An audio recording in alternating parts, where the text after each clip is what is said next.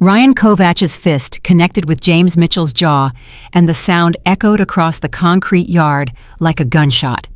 James didn't fall. He didn't even stumble. He just looked at Kovach with those calm, dark eyes that had seen things most men couldn't imagine, and said quietly, "You just made a mistake you can't take back." Kovach laughed, but something in his gut twisted. The 5 men flanking him tightened their circle around the quiet black inmate they thought was easy prey.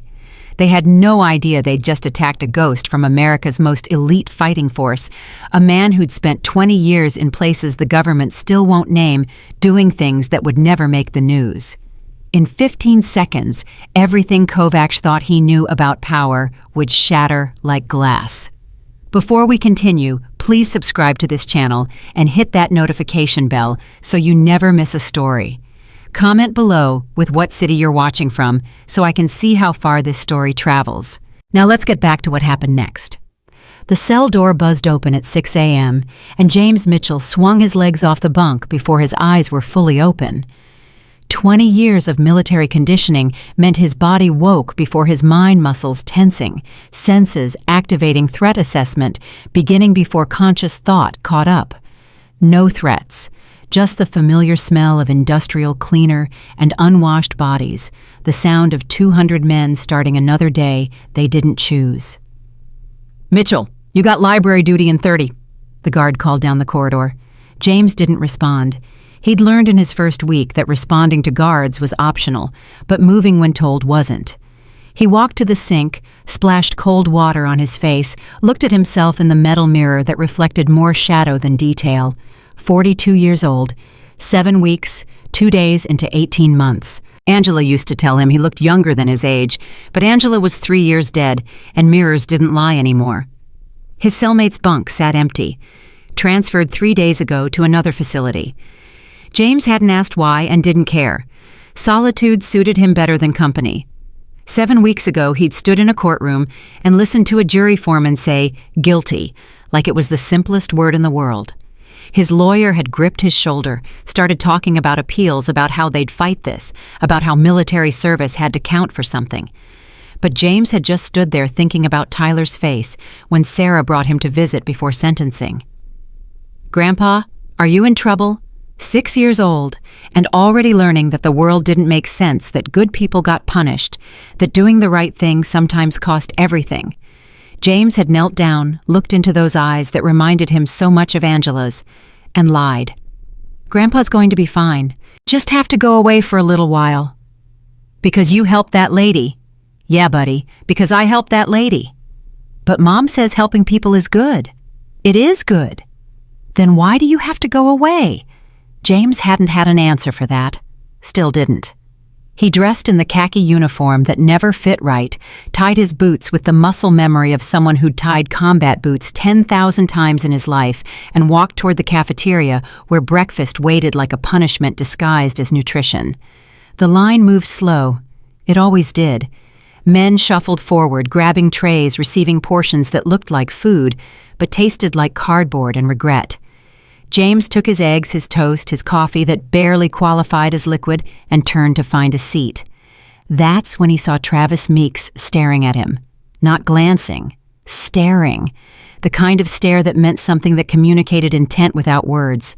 Travis sat 3 tables away, surrounded by Kovach's crew, and his eyes tracked James like a predator, watching prey decide which direction to run. James held the stare for exactly 2 seconds, not challenging, not submitting, just acknowledging that he saw what Travis wanted him to see. Then he walked to his usual corner table, sat with his back to the wall, and started eating while his mind calculated what that stare meant. 7 weeks without incident. 7 weeks of keeping his head down, staying peripheral, being unremarkable. And now Travis Meeks was staring like James had personally insulted his mother. "You noticed that, right?" Marcus Williams slid into the seat across from James without asking permission. 48 years old, 6 years down with 4 to go, Marcus had appointed himself as James's unsolicited advisor from day 3. "Noticed what?" James said, not looking up from his eggs. "Don't play stupid, brother." Travis, I fucking you, like you stole something from him. That means Kovacs gave the order. Order for what? To mark you, to let you know today's the day you choose. James set down his fork. Choose what? A line or pay. You've been floating too long and Kovacs don't like floaters. Makes other people think they can float too, and then his whole protection racket falls apart. I'm not joining anyone's gang, Marcus. Then you better have tribute ready because they're coming for you today. I can feel it. How much? Marcus laughed without humor. For you. Since you've been holding out this long, probably 300 commissary. Maybe more. Kovacs likes to charge premium for making him wait. I don't have 300. Then you got a problem. James picked up his fork again, forced himself to eat, even though his appetite had vanished. I'll handle it. How you gonna handle 6 men, James? You think you're tough. You think whatever street fighting you know is gonna help when Kovacs and his boys jump you in the yard.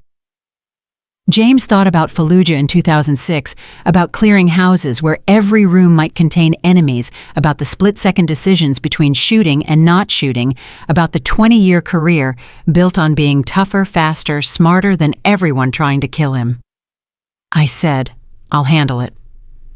Marcus stared at him for a long moment, something shifting in his expression. You're not regular, are you? You're something else, something you're not telling. I'm just a guy serving time. Nah, brother. Regular guys don't have eyes like yours. Regular guys don't move the way you move. Regular guys get scared when Travis Meeks stares at them during breakfast. Marcus leaned closer, lowered his voice. Who were you before this place? Nobody important. That's a lie, but I respect your privacy. Marcus stood up, grabbed his tray. Just know this, whatever you were before don't matter in here. In here, you're alone against 6, and alone loses every time. Think about that before yard time. James watched him walk away, then forced himself to finish eating. Fuel was fuel. Training had taught him that emotions didn't change nutritional requirements.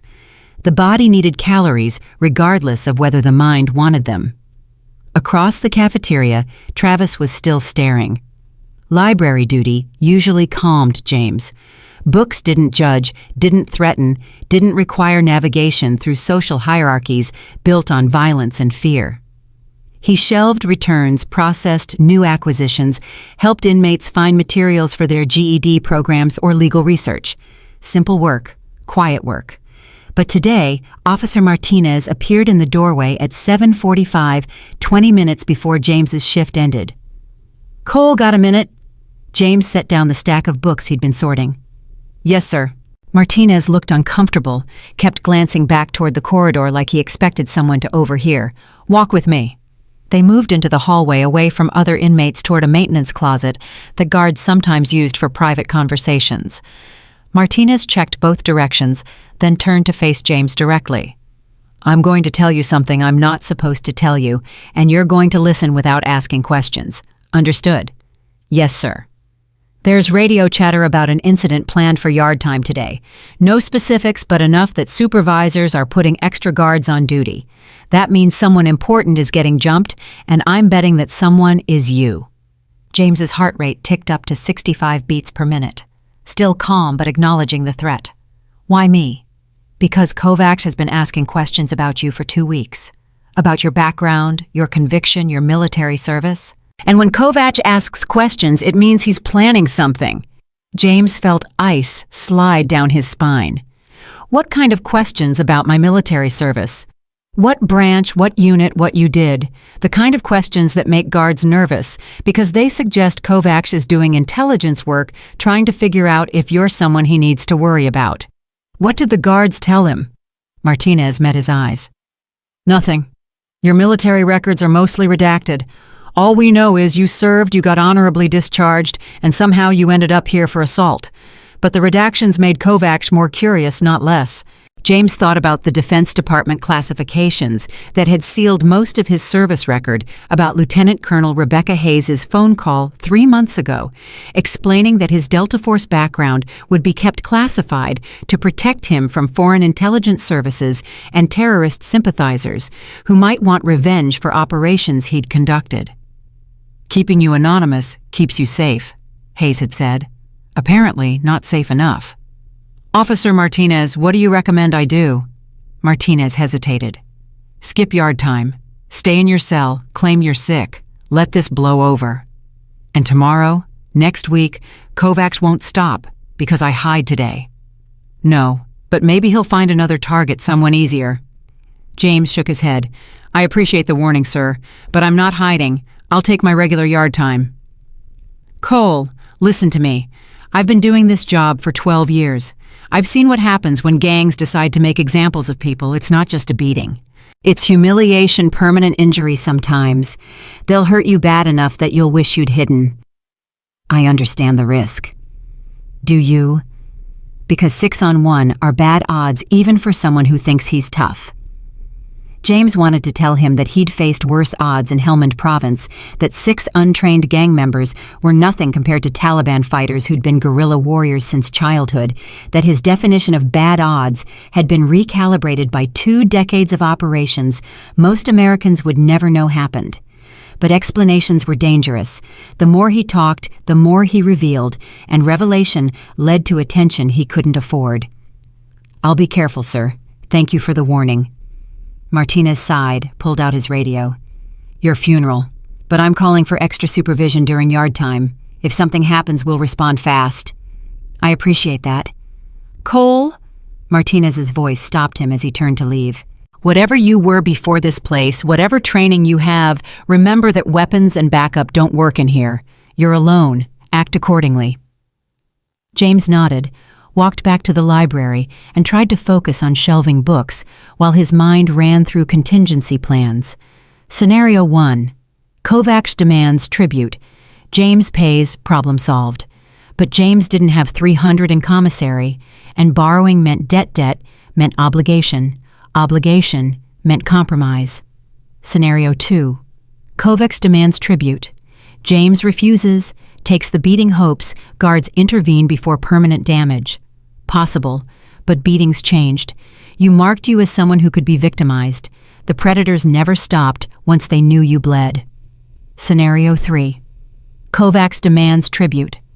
James refuses, defends himself.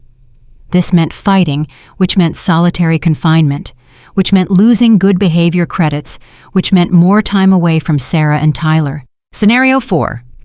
Kovacs demands tribute.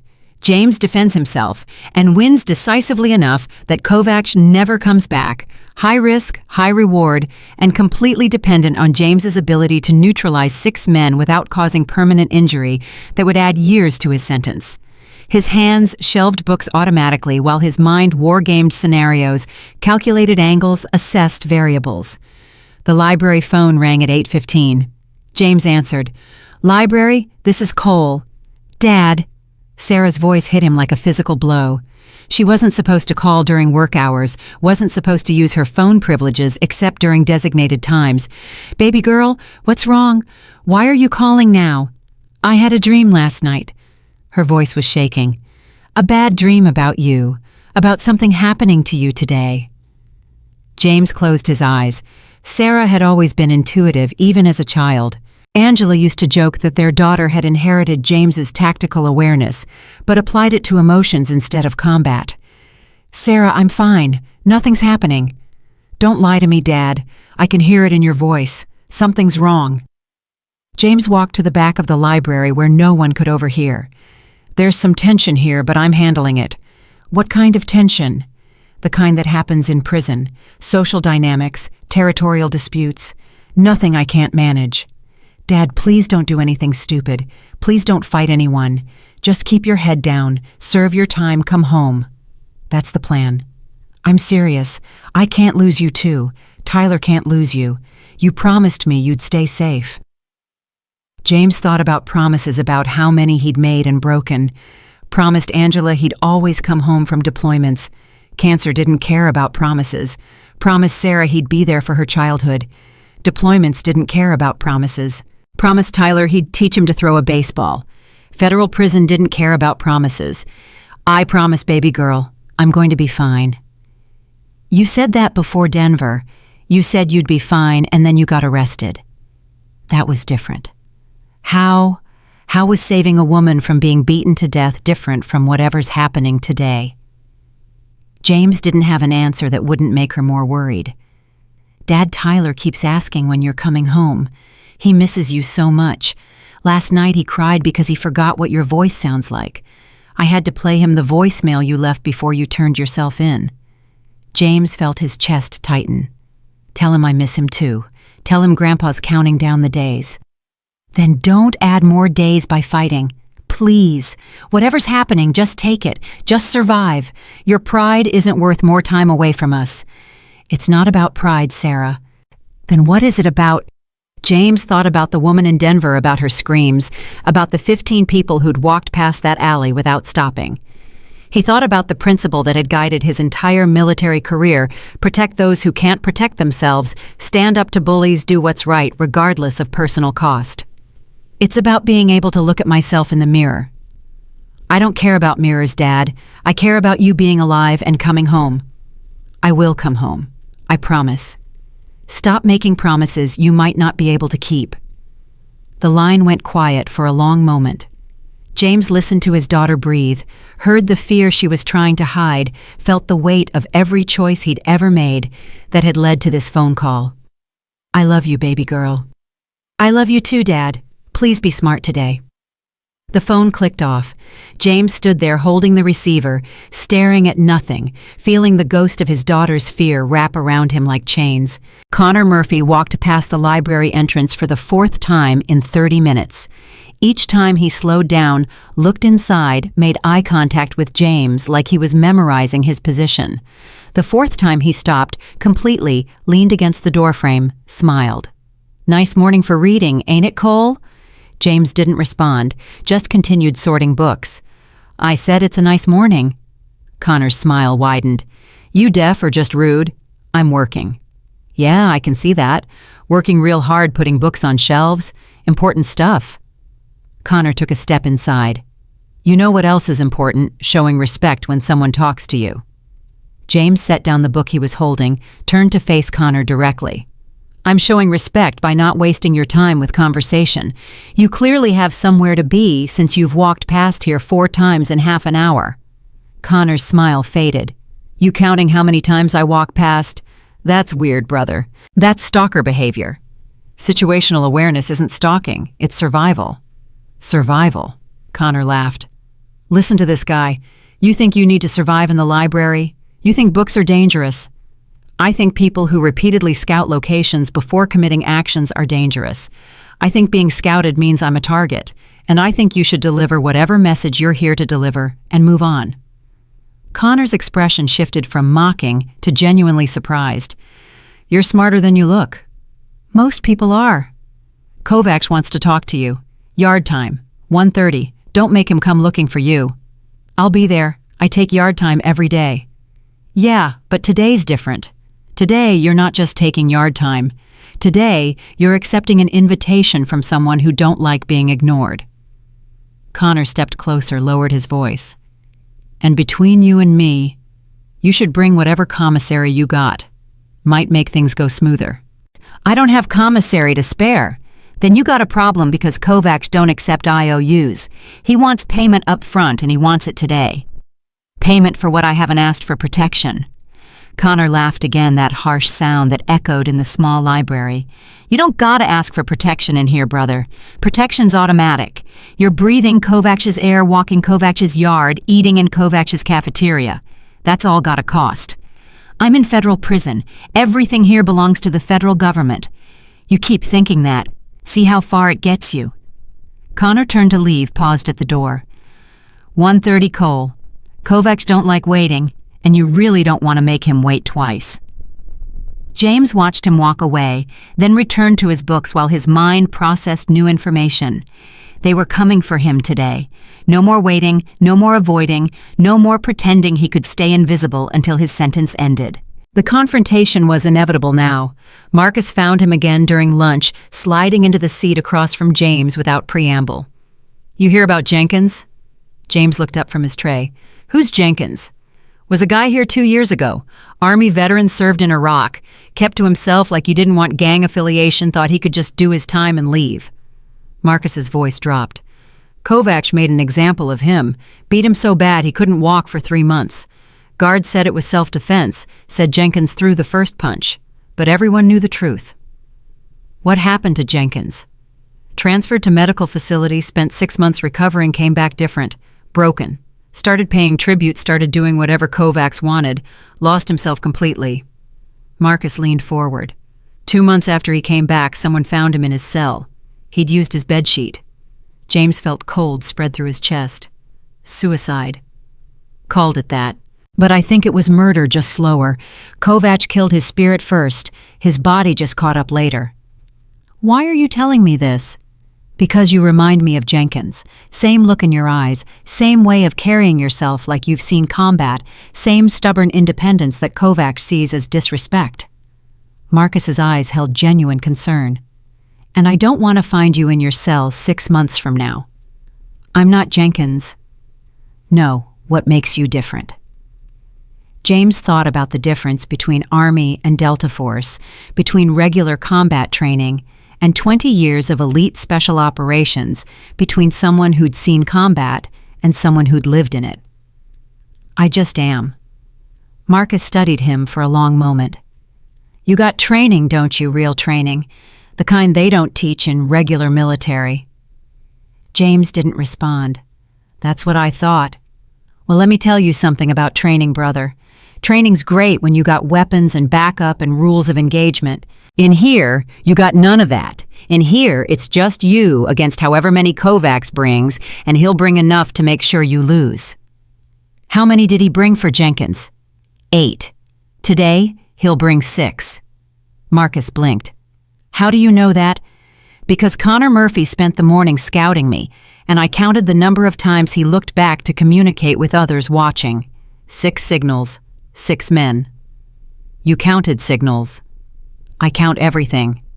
Marcus sat back, something like respect mixing with worry in his expression. Okay, so you know they're coming. What's your plan? Take my regular yard time, see what happens. That's not a plan that's suicide. It's the only option that doesn't involve hiding or submitting, and I don't do either. Pride's gonna get you killed. It's not pride, Marcus, it's principle. Principle looks a lot like pride when you're bleeding on concrete. James pushed his tray away, appetite gone completely now.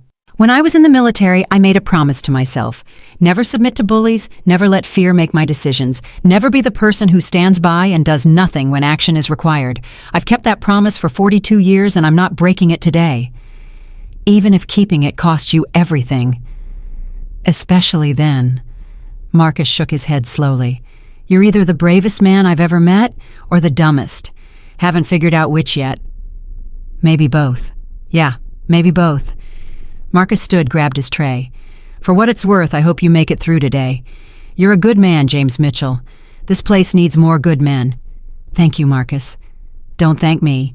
Thank whoever's watching over you, because you're gonna need divine intervention at 1:30. James sat alone after Marcus left his mind, finally quiet, his decision made. He thought about Sarah's voice on the phone, about Tyler's face, about Angela's last words before the cancer took her ability to speak. Be brave, James. Be brave for me.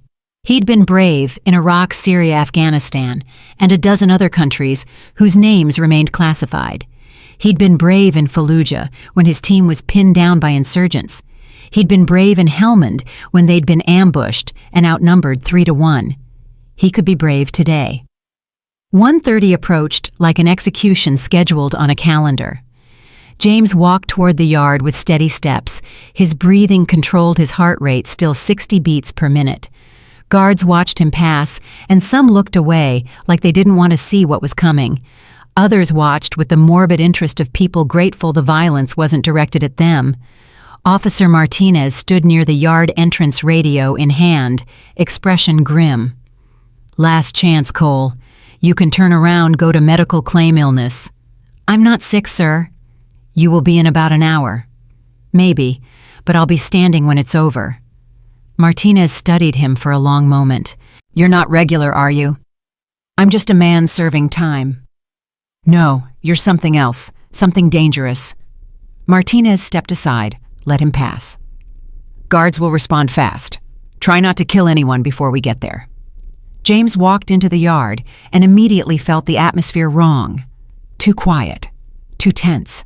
Men scattered throughout the space, but their positions seemed deliberate, like they'd created a stage and were waiting for the performance to begin. The basketball game continued, but players kept glancing toward the weight pit. The perimeter walkers had thinned to almost nothing. Even the loudest inmates had gone quiet, their usual shouting and laughter replaced by expectant silence. James walked to his usual spot back against the brick wall, clear sight lines in 3 directions. His training automatically cataloged details his conscious mind didn't need to process. Guard positions, escape routes, potential weapons, crowd dynamics. Then he saw Ryan Kovacs stand up from the weight bench, and everything else faded to background noise. Travis, Derek, Billy Connor, and Wayne stood with him, 6 men just like James had predicted. They moved across the yard with purpose, not hurrying, but not casual either. Other inmates created space, the crowd parting like water around a boat. James's training whispered warnings. Elevated threat level, multiple hostiles, attack imminent. Prepare for contact. His heart rate stayed at 60. His breathing remained steady. His posture relaxed but balanced, weight distributed for quick movement if necessary. 20 feet away, 15, 10. Kovacs smiled, and it was the smile of someone who thought he'd already won. 5 feet. James Mitchell. Kovacs' voice carried across the yard like an announcement. We haven't properly introduced ourselves. I'm Ryan Kovacs. This here's my crew. We run things at Ridgemont. James said nothing. You've been here almost 2 months now. That's long enough to understand how things work. Everyone aligns with someone. Everyone pays respect to the people who protect them. But you've been ignoring those rules. I haven't broken any rules. I keep to myself, do my job, serve my time. Keeping to yourself is the problem, Travis said. Makes people think you don't respect the hierarchy. James's eyes shifted to Travis, noted his position, cataloged his threat level, returned to Kovacs. Here's how it works, Mitchell. Kovacs stepped closer. You align with someone for protection, or you pay tribute to someone for protection. Since you're black, you should probably align with Williams and his people. But if you want to stay independent, you pay us. I'm not paying anyone anything, and I'm not aligning with anyone. Kovacs' jaw clenched. That's not how it works. That's how it works for me. Around them, over 100 inmates had stopped their activities to watch. The yard had gone completely silent, except for the wind and the distant sound of traffic beyond the walls. You're making a serious mistake, Mitchell. You can't survive in here alone. I've survived worse environments than this. Worse environments, Travis laughed. You think the streets are tougher than prison?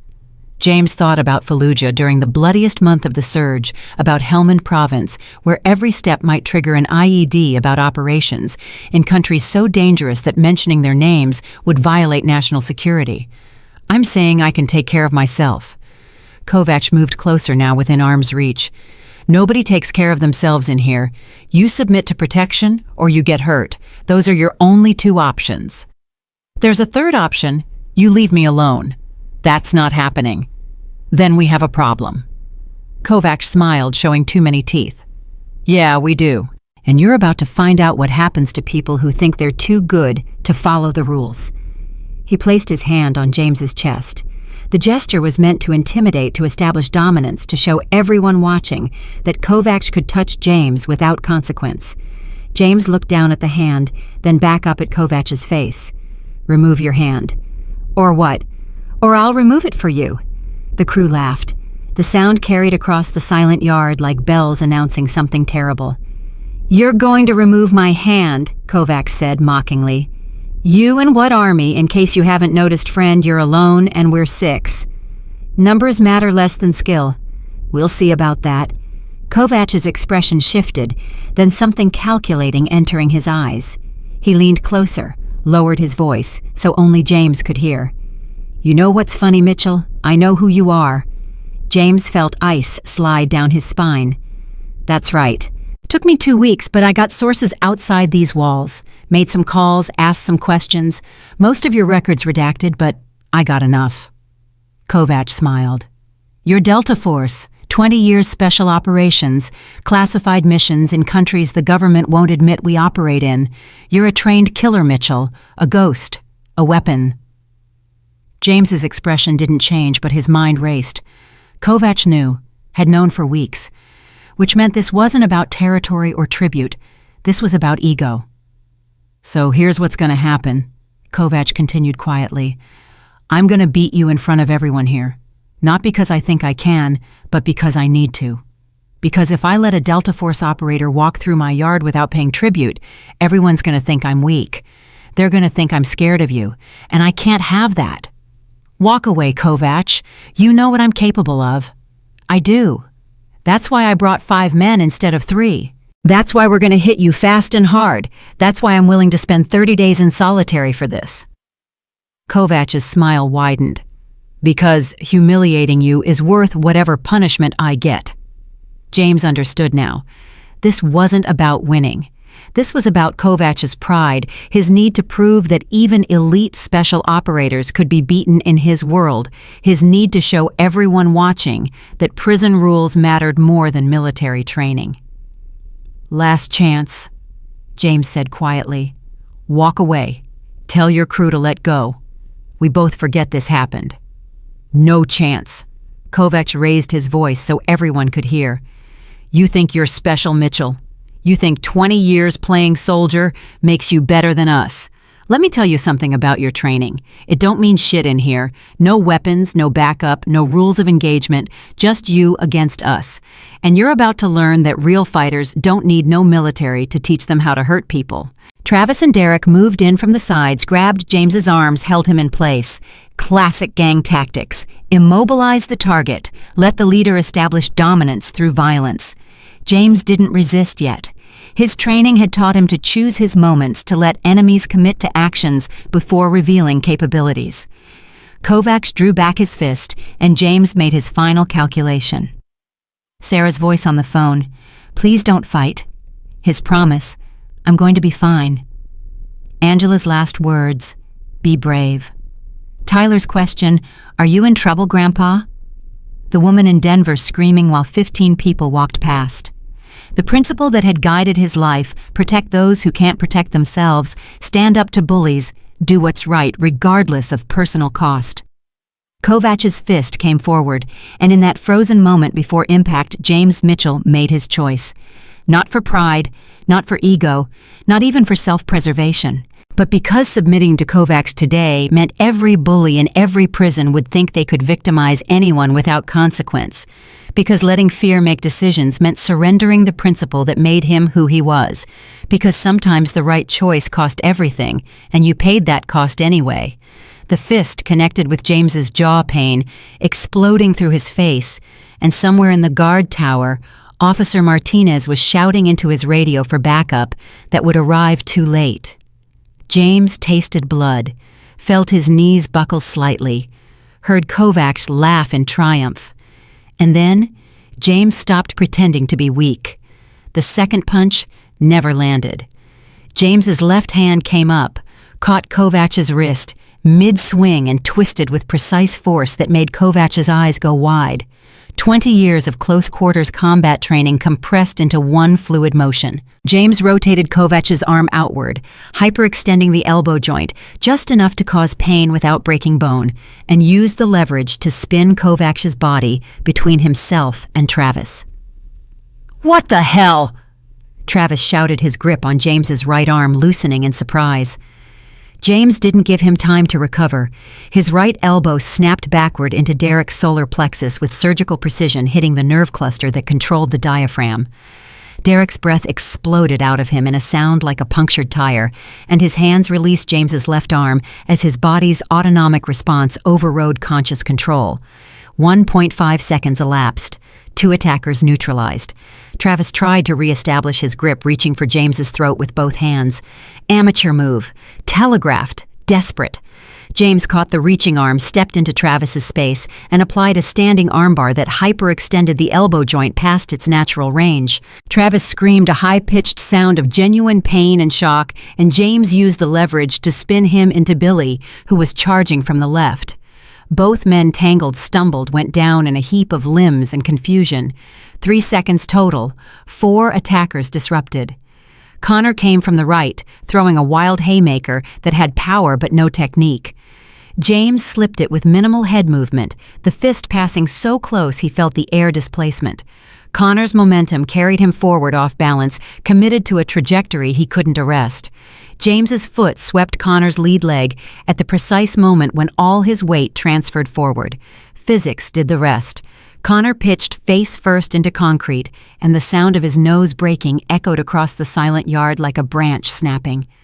Blood sprayed across the ground, and Connor rolled onto his side, hands clutching his face, making sounds that were half scream, half sob.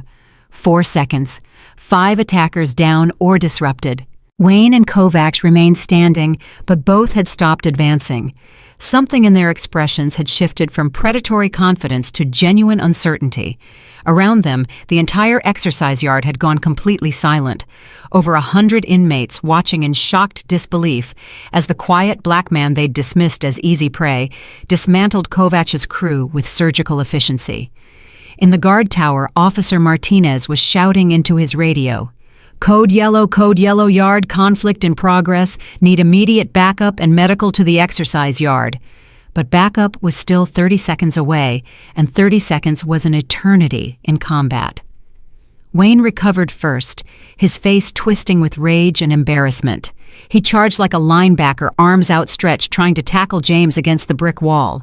James waited until Wayne committed fully to the trajectory, then sidestepped at the last possible instant. Wayne's momentum carried him forward into nothing but air and wall, his face impacting brick with enough force to split his eyebrow and daze him completely. He slumped to the ground, conscious but not functional. 6 seconds total. 6 attackers neutralized. Only Kovacs remained standing now, his expressions cycling through emotions so fast James could read each one. Confusion at how quickly his advantage had evaporated. Fear at facing James alone. Rage at the humiliation happening in front of everyone. And underneath it all, something else. Recognition. "You're holding back," Kovacs said, his voice barely above a whisper. James said nothing, just maintained his ready stance, balanced and prepared. Those moves, that precision. You could have broken bones, could have killed us, but you're pulling every strike, controlling every joint lock. Kovac's eyes narrowed. Why?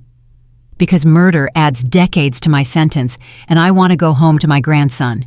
So you're just going to embarrass me instead. Make me look weak in front of everyone. You did that yourself when you decided 6-on-1 was fair odds. Kovac's jaw clenched. Behind him, Travis and Billy were untangling themselves, getting to their feet. Derek had recovered enough breath to stand, though he was still gasping. Connor remained on the ground, blood pooling beneath his face. Wayne leaned against the wall, dazed and bleeding. "This ain't over," Kovacs said. "It should be. Your crew's hurt. Guards are coming. You've already lost." "I don't lose in my yard." Travis staggered forward, his left arm hanging at an odd angle where James had hyperextended the elbow. "Boss, maybe we should—" "Shut up." Kovacs didn't take his eyes off James. "Get your ass over here. Billy, Derek, form up." The 3 men moved into position, creating a triangle around James. All of them hurt now, all of them moving more carefully, all of them understanding they'd miscalculated badly. But Kovac's pride wouldn't let him stop. "You think you're smart, Mitchell. You think taking down my boys makes you king of this yard. I think it makes me someone you should have left alone. See, that's where you're wrong." Kovacs smiled, but there was no humor in it. "Because now everyone's watching. Everyone's seeing you fight. And when guards get here, they're going to ask what happened, and all these witnesses are going to say the same thing. That you attacked me. That we tried to break up a fight you started. That you came at us violent and crazy. That we were defending ourselves when you went berserk." James understood then. Kovac had planned for this contingency, had positioned witnesses, had created a narrative that would survive official investigation. Martinez saw everything from the tower. Martinez will write what he saw, and what he saw was a fight in the yard. He's too far away to hear who said what, who started what. It's your word against 6 of us, and you're the one with military training that the prosecutor already called dangerous. James's mind raced through implications. Kovacs was right. Even justified self-defense could be twisted into aggression if enough people lied convincingly, and a prison hearing wouldn't have the same standards as a criminal trial. The warden could add time to James's sentence based on preponderance of evidence, not proof beyond reasonable doubt. "So here's how this ends," Kovacs continued. "You submit right now. You get on your knees, you apologize for disrespecting me, and you agree to pay double tribute going forward. Do that, and I tell guards this was all a misunderstanding. Refuse, and I make sure you get 6 months added to your sentence. Or I finish what you started and make sure you can't lie to anyone." Kovacs laughed. "You gonna knock out everyone watching? You gonna silence 100 witnesses? Be realistic, Mitchell." James calculated odds, variables, consequences. Kovacs was right about the witnesses, wrong about everything else. "Tell your boys to stand down, Kovacs. Last chance." "No chance." Kovacs charged, and Travis and Billy came from the side simultaneously. Derek circled to cut off retreat. They moved with more coordination, now having learned from watching their crew fall. They'd adjusted tactics, understood that James was dangerous, and committed to overwhelming him through simultaneous attack. James had fought worse odds in Helmand Province. Travis came from the left, Billy from the right, Kovacs straight ahead. James dropped his weight, making himself a smaller target, and Travis's grab missed high. James's palm strike caught Travis in the sternum, not hard enough to stop his heart, but hard enough to disrupt rhythm and send him stumbling backward, gasping. Billy's tackle connected arms wrapping around James's waist, trying to bring him down through weight and momentum. James let himself fall backward, but controlled the fall, turned it into a sacrifice throw that used Billy's own momentum against him. They hit the ground with Billy on bottom, James on top, and James's elbow drove into Billy's ribs with enough force to crack at least one. Billy's arms released immediately, his body curling into protective fetal position. Kovacs grabbed James from behind while he was still on the ground, trying to apply a rear naked choke. Amateur technique, arm placement, wrong leverage, insufficient. James tucked his chin, protecting his airway, and drove his head backward into Kovacs's face. Cartilage crunched, blood sprayed, and Kovacs's grip loosened. James rolled away, came to his feet, and found Derek charging like a bull. No technique, just rage and mass. James sidestepped, used Derek's momentum to guide him past, and delivered a precise strike to the kidney that dropped Derek to his knees, vomiting from pain. 8 seconds since the second engagement began, all attackers neutralized again. Kovacs stood 20 feet away now, blood streaming from his broken nose, his eyes wild with something beyond rage, something closer to panic. "You're done, Kovacs. Stay down." "I'm not done. I'm never done." He came again, this time with technique James recognized from boxing training. Jab-cross-hook combination, actually competent for a prison fighter. James parried the jab, slipped the cross, and stepped inside the hook, closing distance, until they were chest to chest. Kovacs tried to use his size advantage, wrapping James in a bear hug, meant to crush ribs and establish dominance through brute strength. Worst possible decision. James's forearms came up between them, broke the grip through precise angles that negated strength advantage, and trapped Kovacs's right arm against his own body. Basic shoulder lock, the same one James had used to control insurgents in Fallujah when taking prisoners alive, mattered more than killing them. Kovacs went to his knees, his shoulder joint at an angle that put excruciating pressure on tendons and ligaments. "Submit." "Never." James applied incremental pressure enough to demonstrate he had complete control. "Submit or I dislocate your shoulder." "Do it." "Go ahead. Add assault to your record. Add more time. See if I care." James held the position, his mind calculating. Kovacs wanted him to cause permanent injury, wanted evidence of excessive force, wanted ammunition for the disciplinary hearing. "Guards are 10 seconds away, Kovacs. This is over." "It's not over until everyone knows you're just another violent criminal who can't control himself." James understood then. This wasn't about tribute or territory or even ego. This was about destroying James's credibility, about ensuring that even if James won the fight, he'd lose everything else. "Why?" James asked quietly. "Why do you care this much about one inmate?" Kovacs smiled, despite the pain blood from his broken nose running into his mouth. Because men like you think you're heroes. Think your military service makes you better than us. I'm going to prove you're not. I'm going to prove that when you're backed into a corner, you're just as violent and dangerous as the prosecutor said. I'm defending myself. That's what they all say. That's what you said in Denver, right? Self-defense. Defense of others. But those 3 guys still ended up hospitalized. James felt cold spread through his chest. How do you know about Denver? I told you I got sources. Made calls, asked questions. Found the woman you saved, tracked her down, talked to her. You did what? Had someone on the outside pay her a visit. Ask some questions about that night. About what really happened before you showed up. James's hands tightened on the shoulder lock. If you or anyone you know touched her, relax, hero. We didn't touch her, just asked questions. And you know what she said? Kovacs' smile widened. She said those 3 guys were just drunk and stupid. Said they were harassing her, yeah, but she didn't think they were really going to hurt her. Said you escalated everything that you came in swinging before anyone pulled a weapon. That's a lie. Is it because she sounded pretty sure when she gave her statement to my friend? You're trying to reopen my case. I'm trying to show everyone that you're not some noble warrior. You're a violent man who uses excessive force, who can't control himself, who belongs in here just like the rest of us. James released the shoulder lock, stepped back, created distance. His hands were shaking now, not from fear, but from rage, barely controlled. Why? What does destroying me accomplish? Kovacs got to his feet, cradling his injured shoulder. Because I'm sick of people like you getting sympathy, getting clemency petitions, getting treated like victims when you're the ones who chose violence. You think you're special because you wore a uniform. You think Delta Force makes you better than me? We're the same Mitchell. We both hurt people. I'm just honest about what I am. We're nothing alike. No. You put 3 men in the hospital, I put people in hospitals. You've killed in combat, I've killed in prison. The only difference is you get called a hero and I get called a criminal. The difference is I fought for my country against enemies who wanted to destroy it. You fight for yourself against anyone who threatens your ego. Keep telling yourself that. Meanwhile, I'm going to make sure you serve every day of your 18 months, plus whatever gets added for this fight. And when you get out, I'm going to make sure that woman in Denver presses new charges, claims you coerced her testimony, files a civil suit that takes everything you have left.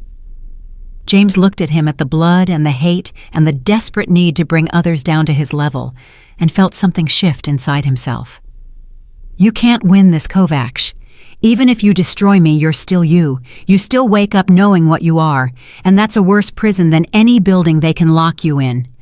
Kovacs' face twisted with rage, and he charged again, abandoning all technique, just raw fury and hate. James could have ended it there. 1 strike to the throat, 1 knee to the head, 1 joint break that would take Kovacs out of the fight permanently. His training gave him a dozen options for inflicting maximum damage with minimal effort. But Sarah's voice echoed in his head. Please don't do anything stupid. Just keep your head down. Tyler's face when he'd asked if Grandpa was in trouble. Angela's last words about being brave, the principle that had guided his life. James chose restraint. He caught Kovacs' wild punch, redirected momentum, and took him to the ground with a technique that controlled without injuring. Kovacs struggled, screamed, tried to bite and scratch like a cornered animal. You're pathetic, Kovacs spat. You could hurt me, but you won't. Because you're weak. Because you care what people think. I care about being able to look at myself in the mirror. Mirrors don't matter in prison. Only power matters. Only fear matters. Then you've already lost because I don't fear you. Guards arrived then, 6 of them flooding into the yard with batons drawn and radios crackling. Officer Martinez led them, his face grim as he assessed the situation. Everyone on the ground now. James released Kovacs, immediately dropped to his knees, placed his hands behind his head. Trained compliance, military discipline, overriding every instinct to run or fight. Kovacs stayed on the ground where he'd fallen, blood streaming from his nose, cradling his shoulder.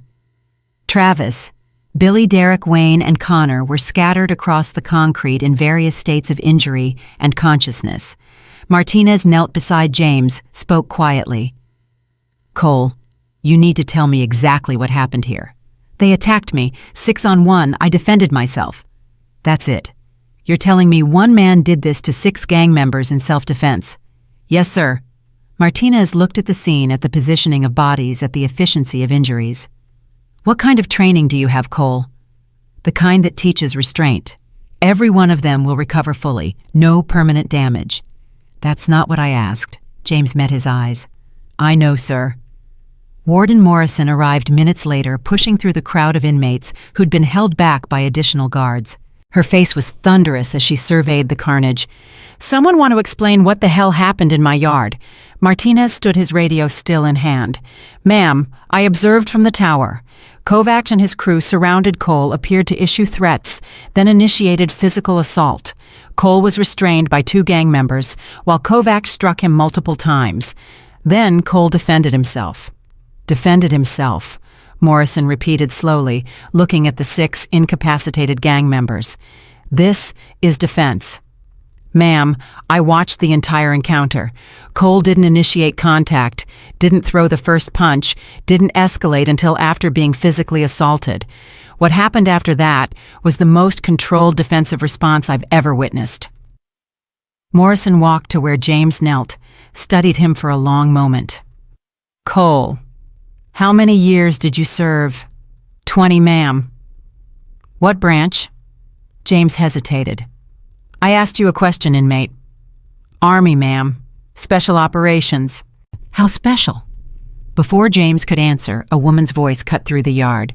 Warden Morrison, I need to speak with you immediately. Everyone turned to see a black woman in civilian clothes striding across the yard, her posture radiating military bearing despite the lack of uniform. She carried credentials in her hand, and guards moved aside automatically. James's heart sank. He recognized her immediately. Lieutenant Colonel Rebecca Hayes. They'd worked together 5 years ago on a joint task force operation in Afghanistan. She'd been the liaison between Delta Force and conventional Army units, coordinating operations that required both elite operators and regular forces. Lieutenant Colonel Hayes, Morrison said, her voice carrying surprise. What brings Defense Department liaison to my prison yard? I'm here about Marcus Cole. Hayes stopped beside James, looked down at him with an expression James couldn't read. Or should I say James Mitchell, former Delta Force commander, 20 years special operations, multiple combat deployments, classified missions in 7 countries. The yard went silent. Kovacs, being helped to his feet by guards, went pale. Morrison's eyes widened. Delta Force.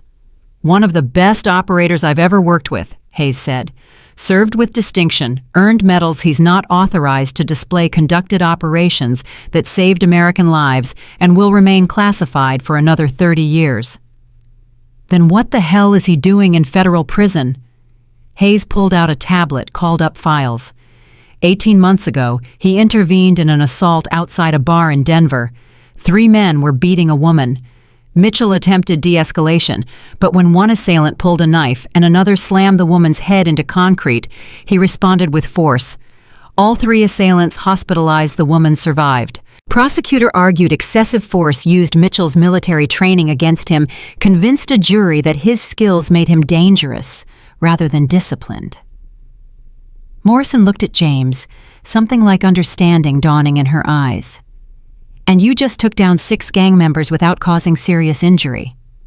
He was holding back significantly, Hayes said. What you witnessed was probably 10% of his actual combat capability. If he'd wanted to, every one of those men would be dead or permanently disabled. Instead, they'll all recover fully. Kovacs found his voice, though it came out weak. He attacked us. We were defending ourselves. Hayes turned to him, her expression cold. Ryan Kovacs, 8 years served of a 15-year sentence for armed robbery, leader of an unofficial Aryan gang that's been the subject of 3 federal investigations for hate crimes and organized violence. You attacked a retired special operator who was trying to serve his time quietly, and you got exactly what you deserved. I got rights. I got witnesses. You have the right to remain in custody while I report this incident through military channels. Mitchell is still subject to certain military protocols regarding his classified service history. Attacking him may constitute an offense under federal statutes protecting retired intelligence personnel. Kovach's face went from pale to gray. He ain't active duty. He ain't protected. Actually, anyone with his level of classification remains under certain protections for life. Congratulations, Kovach. You just made yourself a federal case. Martinez spoke up. Colonel Hayes, for my report, I need to understand something. How did one man take down 6 attackers in approximately 15 seconds without causing fatal injuries? Hayes smiled grimly. Because James Mitchell spent 20 years learning how to neutralize threats with the minimum necessary force. He's not a brawler, Officer Martinez. He's a surgeon who operates on human violence. What you witnessed was precision combat medicine. Morrison crossed her arms. Colonel, I appreciate the background, but this doesn't change the fact that we have a violent incident in my facility that resulted in multiple injuries. I understand, Warden, which is why I'm here to request immediate protective custody for Mitchell and to discuss his security classification going forward.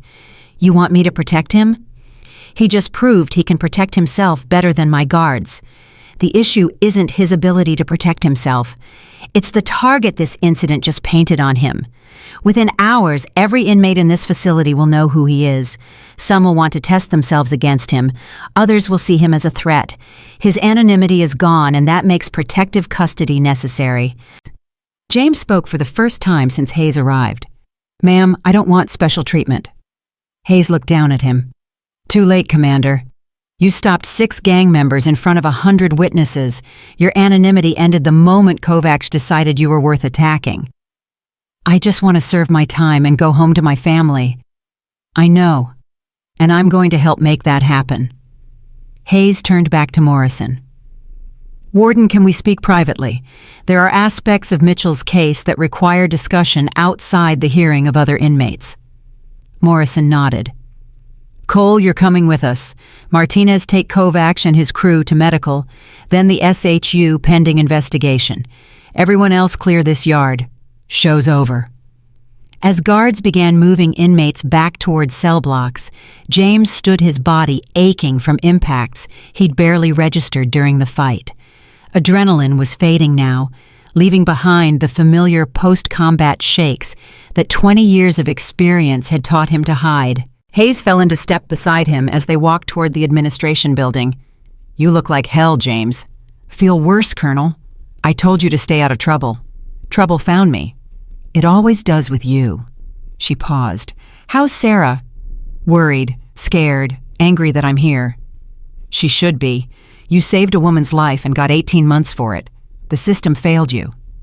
The system did what it thought was right. The system was wrong, which is why I'm here to fix it.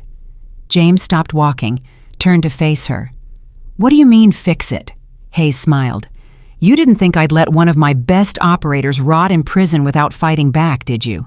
I've been working your case since the day you were sentenced.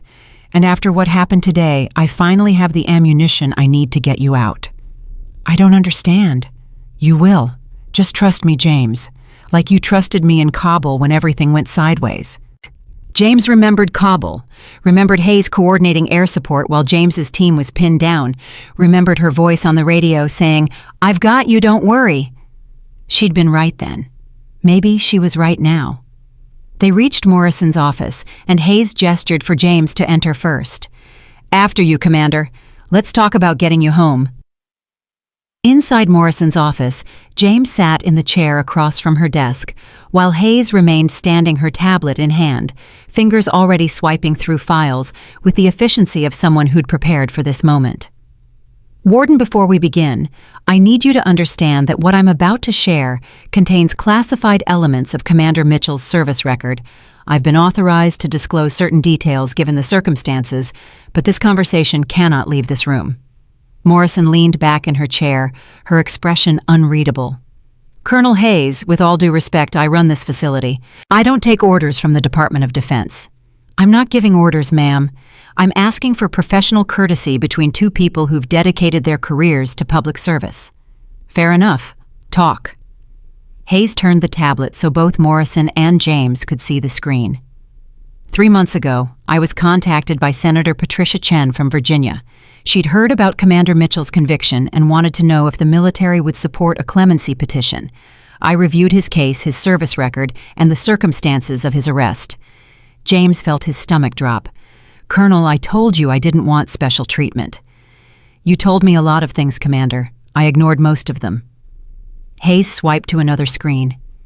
"The woman you saved in Denver is named Rebecca Santos, 28 years old, single mother of 2. The 3 men attacking her had prior convictions for assault, domestic violence, and sexual battery. One of them, Marcus Brennan, was out on parole for attempted rape." Morrison's eyes widened. "The prosecutor didn't mention that at trial. The prosecutor mentioned that all 3 men had criminal records but downplayed the severity.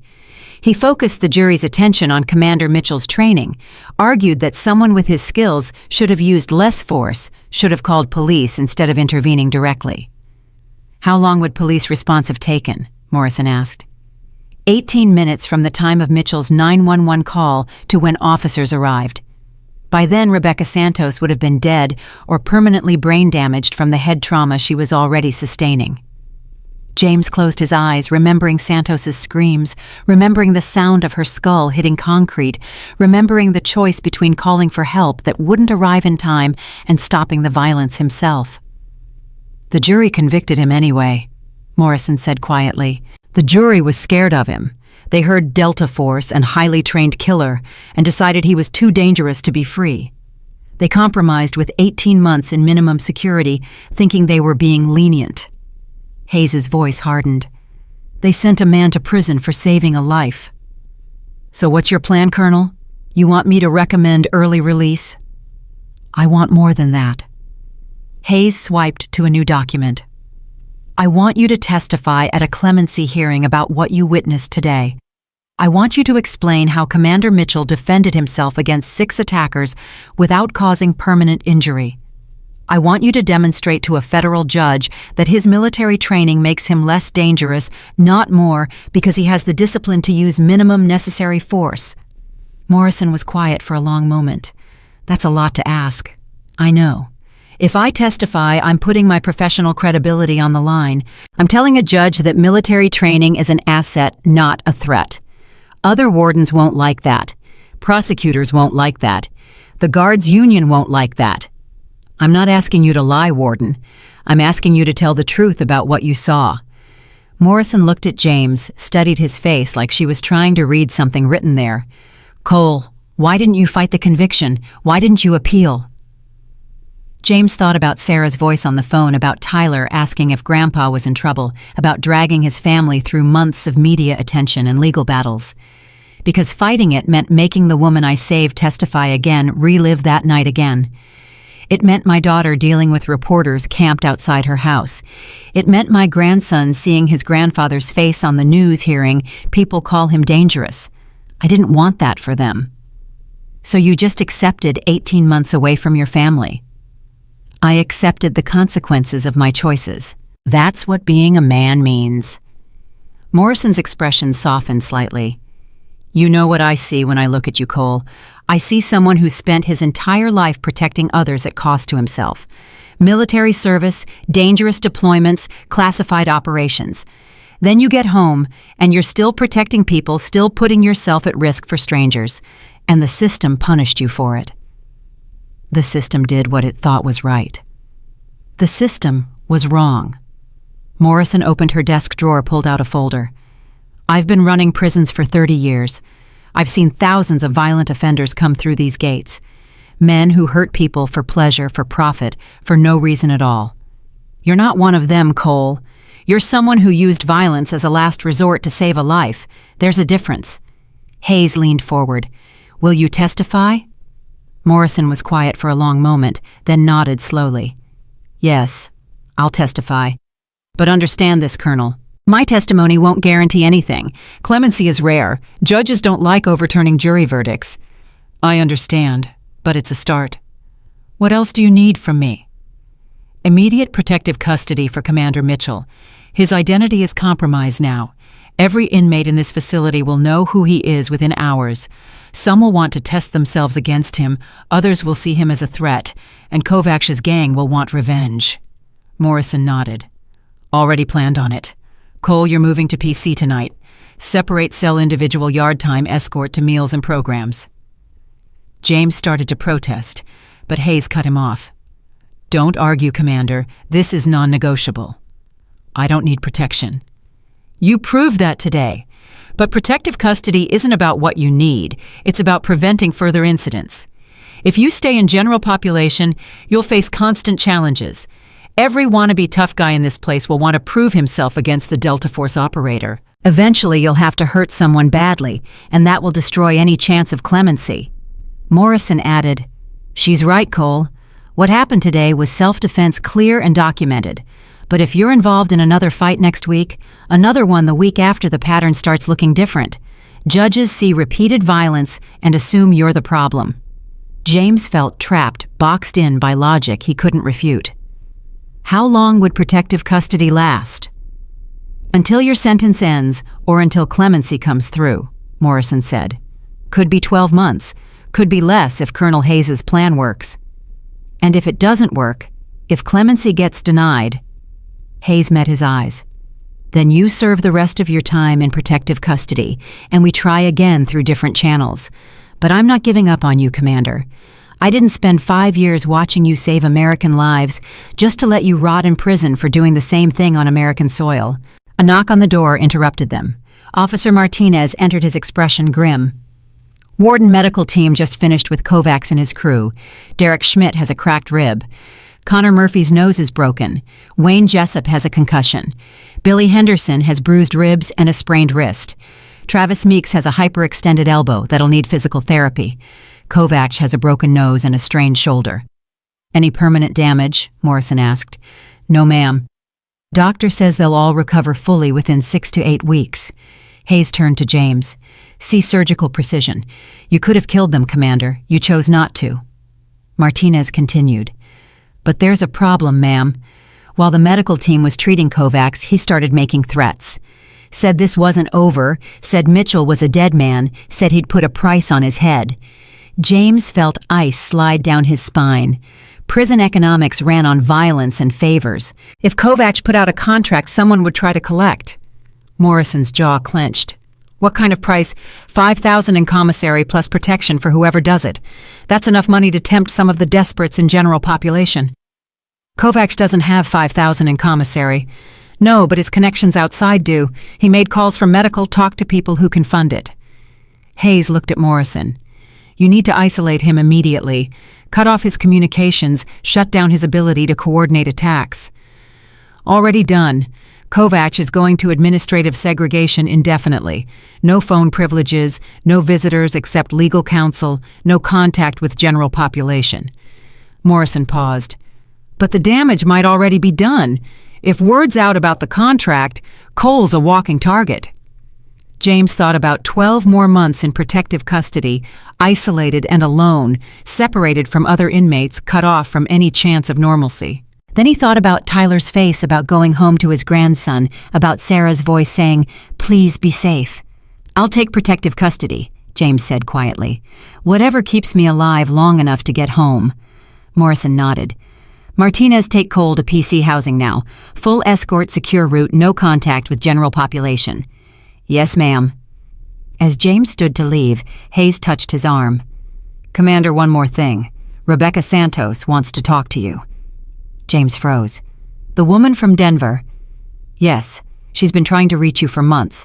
Wrote letters that got blocked by security protocols called the prison, but wasn't allowed to speak with you. She wants to testify at your clemency hearing." What could she possibly have to say that would help? Hayes smiled. "Why don't you ask her yourself? I have her on video call." She pulled out her tablet, tapped the screen, and suddenly, Rebecca Santos's face filled the display. James felt his breath catch. He'd seen her that night in Denver, seen her bleeding and terrified, seen her testify at his trial with tears streaming down her face. But this was different. This was her choosing to reach out, choosing to reconnect with the violence that had changed both their lives. "Mr. Mitchell." Rebecca's voice came through the tablet speaker, steady but emotional. "I've been trying to talk to you for so long." "Ms. Santos, you don't owe me anything. You testified at my trial. You told the truth. That's all I ever asked." "The truth." Her voice cracked slightly. "The truth is that I'm alive because of you. My daughters still have a mother because you stopped those men, and you went to prison for it." "I made a choice. I don't regret it." "But I regret it. I regret that my testimony wasn't enough, that the jury didn't listen, that you're in there while I'm out here living the life you saved." James didn't know what to say. He'd never expected gratitude, never wanted it. He'd done what any decent person should do. "Mr. Mitchell, I need you to know something. Those men weren't just drunk and stupid like Kovacs told you. They were hunting. Marcus Brennan, the one who pulled the knife, he had a pattern. 5 women in 2 years, all assaulted in similar ways, but he was careful enough never to leave evidence that stuck, until that night when you stopped him. You don't have to explain." "Yes, I do. Because the prosecutor made it sound like you overreacted to a bar fight. But it wasn't a bar fight, Mr. Mitchell. It was attempted murder. Brennan told me while he was kicking my ribs that he was going to kill me because I reminded him of his ex-wife. Said he was going to make sure I never reminded anyone of anything ever again." James felt his hands clench. He'd known the attack was serious, had seen the intent in Brennan's eyes, but hearing Rebecca confirm it brought everything back. "When you pulled him off me, when you hit him hard enough to break his jaw, you weren't using excessive force. You were using exactly the force necessary to stop someone who was actively trying to kill me. The prosecutor twisted it, made it sound like you lost control. But I was there, Mr. Mitchell. I saw your face. You were completely in control. Every move you made was deliberate, measured, precise." "Ms. Santos." "Rebecca, please." "Rebecca, this isn't your fault. The jury made their decision based on the evidence presented. You can't blame yourself.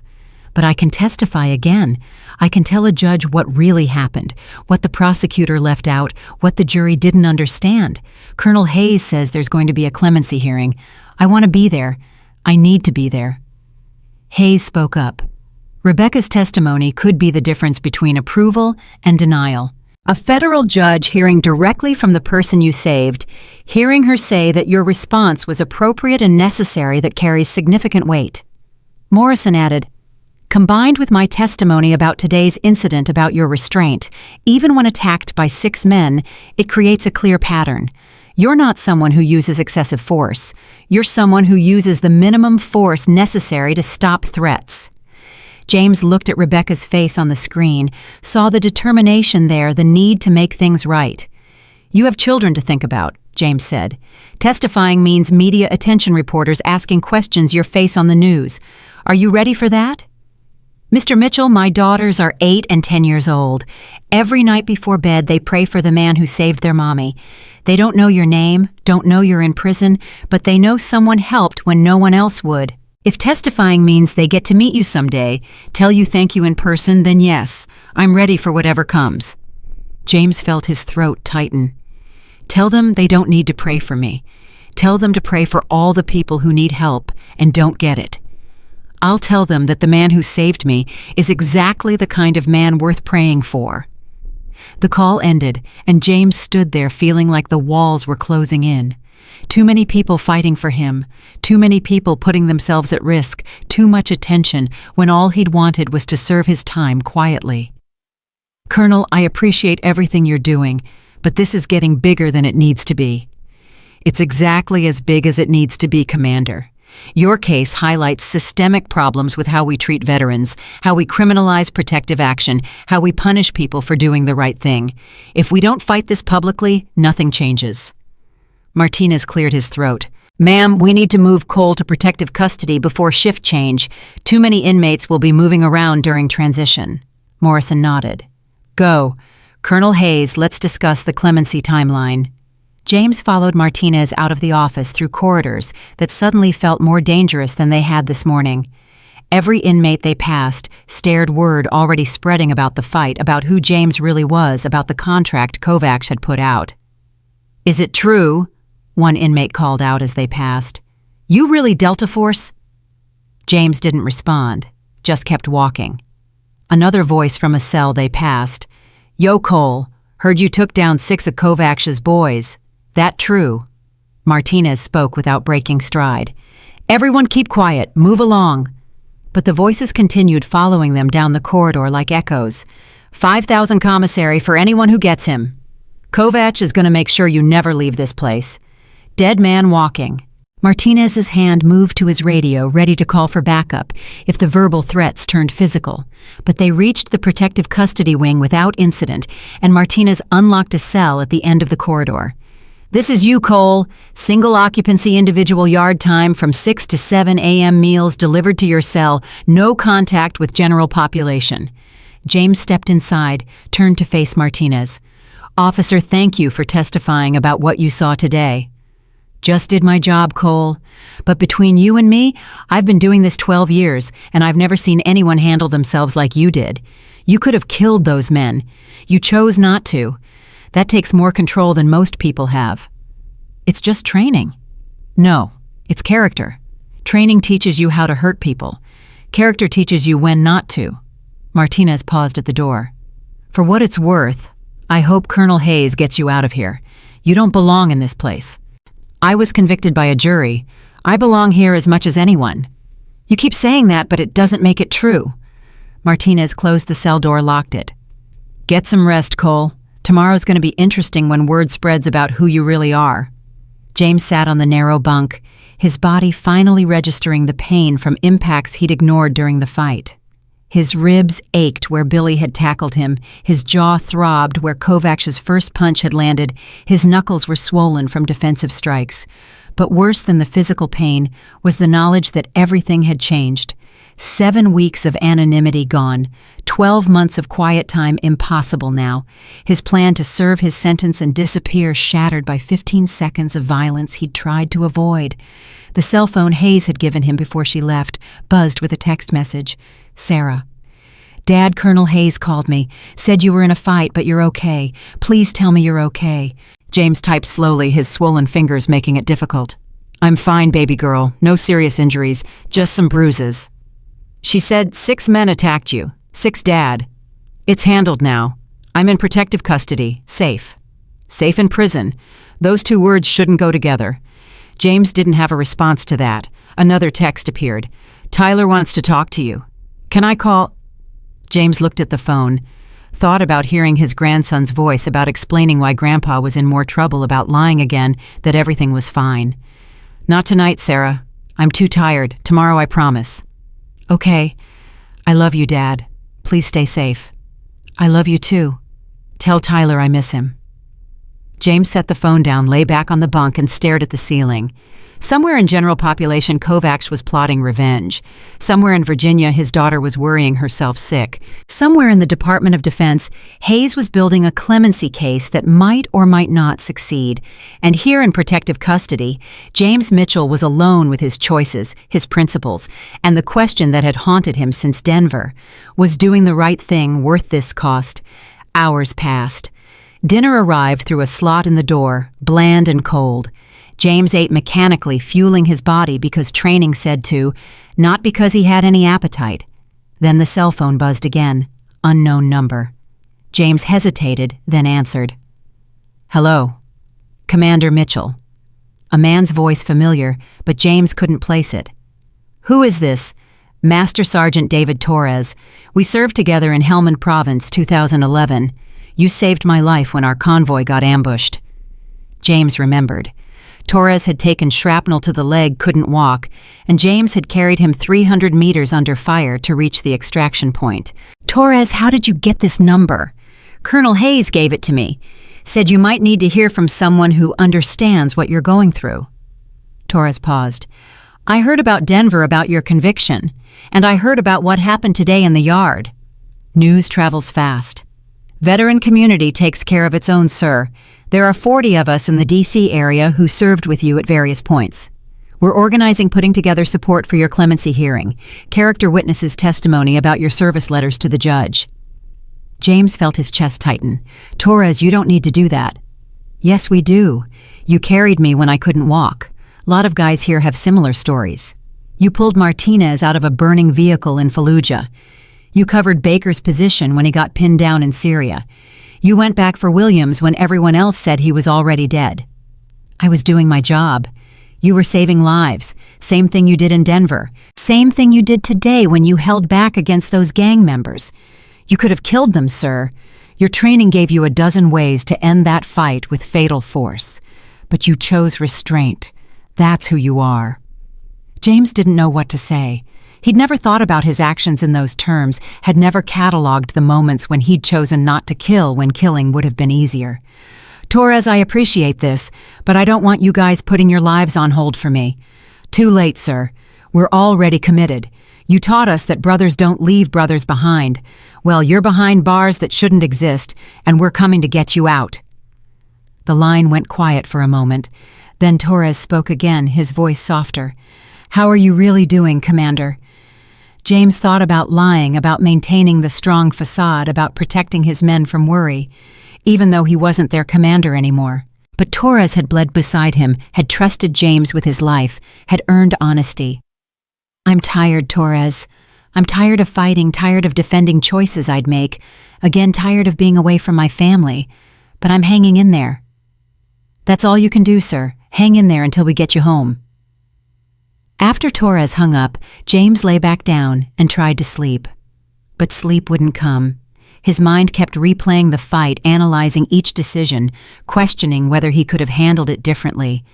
If he'd paid Kovach's tribute, he'd still be anonymous, still be safe, still have 12 quiet months ahead of him. But he'd also be someone who submitted to bullies who paid protection money to racists who compromised his principles for convenience. And James had learned long ago that you couldn't compromise on principles without losing pieces of yourself that never grew back. Sometime after midnight, voices echoed down the corridor. Inmates and general population calling out to him. Hey, Delta Force, you awake? James didn't respond. Kovach says you're dead, says someone's going to collect that bounty. Still no response. You think you're safe and PC guards can't watch you every second. Someone's going to get you. Martinez's voice cut through the threats. Everyone shut up and get to sleep, or you're all spending tomorrow in solitary. The voices quieted, but James knew they were right. Protective custody, reduced risk didn't eliminate it. Someone motivated enough, desperate enough for 5,000 in commissary would find a way.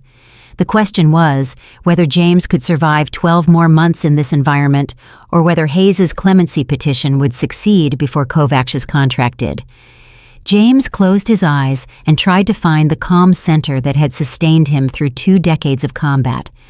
Tried to remember Angela's face, Tyler's laugh, Sarah's voice saying she loved him. Tried to believe that doing the right thing would eventually lead to the right outcome, even though experience had taught him that justice and outcomes didn't always align. Somewhere in the building, Kovach was plotting. Somewhere in Virginia, Sarah was worrying. Somewhere in Washington, Hayes was fighting. And here in protective custody, cell number 17, James Mitchell was simply trying to survive one more day of the consequences that came from being the kind of man who couldn't walk past someone in need. He'd save Rebecca Santos again if given the choice. He'd defend himself against Kovach again if necessary. He'd keep fighting for what was right, even if it cost him everything. Because that's what principles meant. That's what Angela had loved about him. That's what he wanted Tyler to remember. Not that Grandpa went to prison, but that Grandpa stood up when standing up mattered. Even if it cost him 12 months of freedom, even if it cost him everything. James woke to the sound of his cell door opening and his body reacted before his mind caught up. Rolling off the bunk landing in a defensive crouch, hands ready, heart rate spiking from 60 to 90 in half a second. Officer Martinez stood in the doorway, hands raised, expression apologetic. Easy, Cole. Just me. Breakfast delivery. James forced himself to breathe, to stand down, to remember where he was. Not a fob under attack. Not an ambush in hostile territory. Just protective custody in a Colorado prison, and guards still had keys. Sorry, sir. Reflex. Martinez set the tray on the small desk, his eyes scanning James's posture with professional assessment. How'd you sleep? Didn't. Yeah, I figured. First night in PC is always rough, and you had those idiots yelling threats half the night. Martinez paused. There's something you should know. After my shift ended, I went through security footage from the yard. Wanted to document everything that happened for my report. And I found something interesting. About 15 minutes before Kovac approached you, Connor Murphy was talking to someone who shouldn't have been in that section of the yard. James felt his tactical awareness activate. Who? Officer Dennis Walsh, 12-year veteran, works cell block C where Kovac's crew is housed. Martinez's voice dropped. Walsh has been under investigation for 3 months. Internal affairs suspects he's running contraband, maybe coordinating gang activities. You think Walsh told Kovac when to make his move? I think Walsh made sure guards were positioned wrong when it happened. I was in the tower alone. Backup was on the far side of the facility. Response time got delayed by 4 minutes because Walsh radioed false information about a fight in the cafeteria that pulled resources away from the yard. James processed this. Guards working for inmates wasn't unusual, but coordination, this precise, suggested something bigger. Does Warden Morrison know? I'm briefing her in 20 minutes. But Cole, this means the contract on your life isn't just inmate gossip. It's got infrastructure behind it. Walsh can coordinate timing, create gaps in security, make sure someone gets access to you when you're vulnerable. Like during transport to medical or legal meetings. Exactly. Martinez moved closer, lowered his voice. Until Walsh is removed, you're not safe anywhere in this facility. Even protective custody. The cell phone buzzed. Sarah calling at 6:15 in the morning Colorado time, which meant 7:15 Virginia time. She should be getting Tyler ready for school, not calling her incarcerated father. I need to take this, James said. Martinez nodded, stepped out, locked the door. James answered. Sarah, what's wrong? Everything's wrong, Dad. Everything. Her voice was breaking tears, evident even through the phone connection. Colonel Hayes called me last night, told me about the fight, about the contract, about protective custody. She tried to make it sound safe, but I'm not stupid. You're a target now. Baby girl, I'm fine. They've got me separated from general population. For how long? 12 more months. You think you can survive 12 months with gangs trying to kill you? James wanted to lie to promise her everything would be okay, but Sarah deserved honesty. I don't know. That's not good enough, Dad. That's not good enough for me, and it's definitely not good enough for Tyler. He asked me last night why Grandpa can't come home. He's 6 years old, and he's asking me why the good guys keep the bad guys locked up, but they locked up Grandpa who saved that lady. James felt his chest constrict. What did you tell him? I told him the truth. That sometimes the world doesn't make sense, that sometimes good people get punished for doing good things, and that Grandpa is the bravest man I've ever known. Sarah's voice cracked completely. And then I went into the bathroom and cried for an hour because my son shouldn't have to learn those lessons at 6 years old.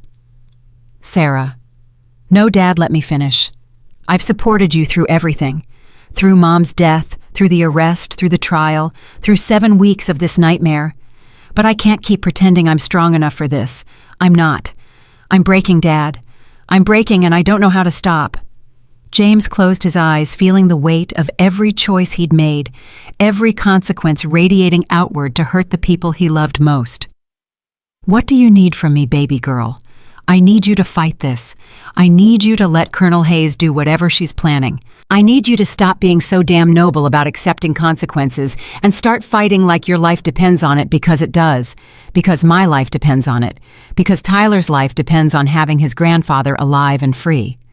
The clemency hearing isn't enough. Hayes says clemency petitions get denied 80% of the time. Those aren't odds I can live with.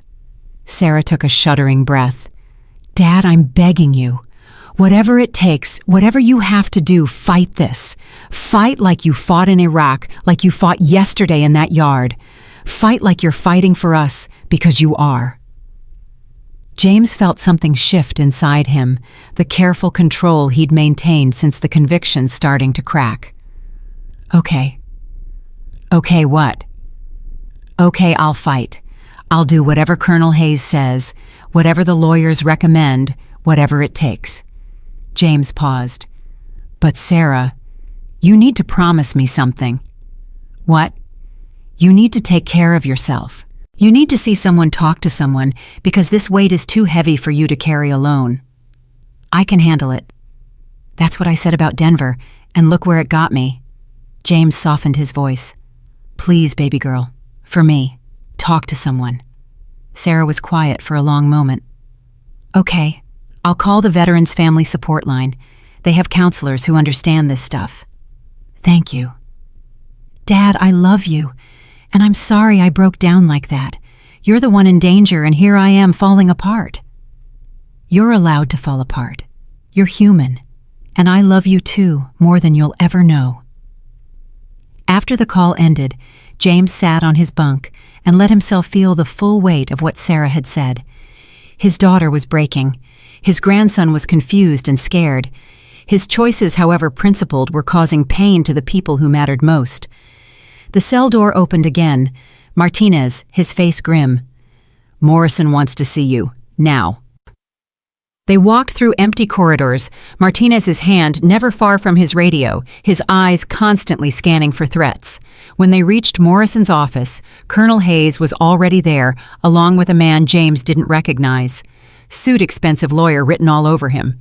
"Cole, sit," Morrison said. "This is Daniel Richardson, attorney specializing in wrongful convictions and clemency cases. Colonel Hayes brought him in to handle your petition."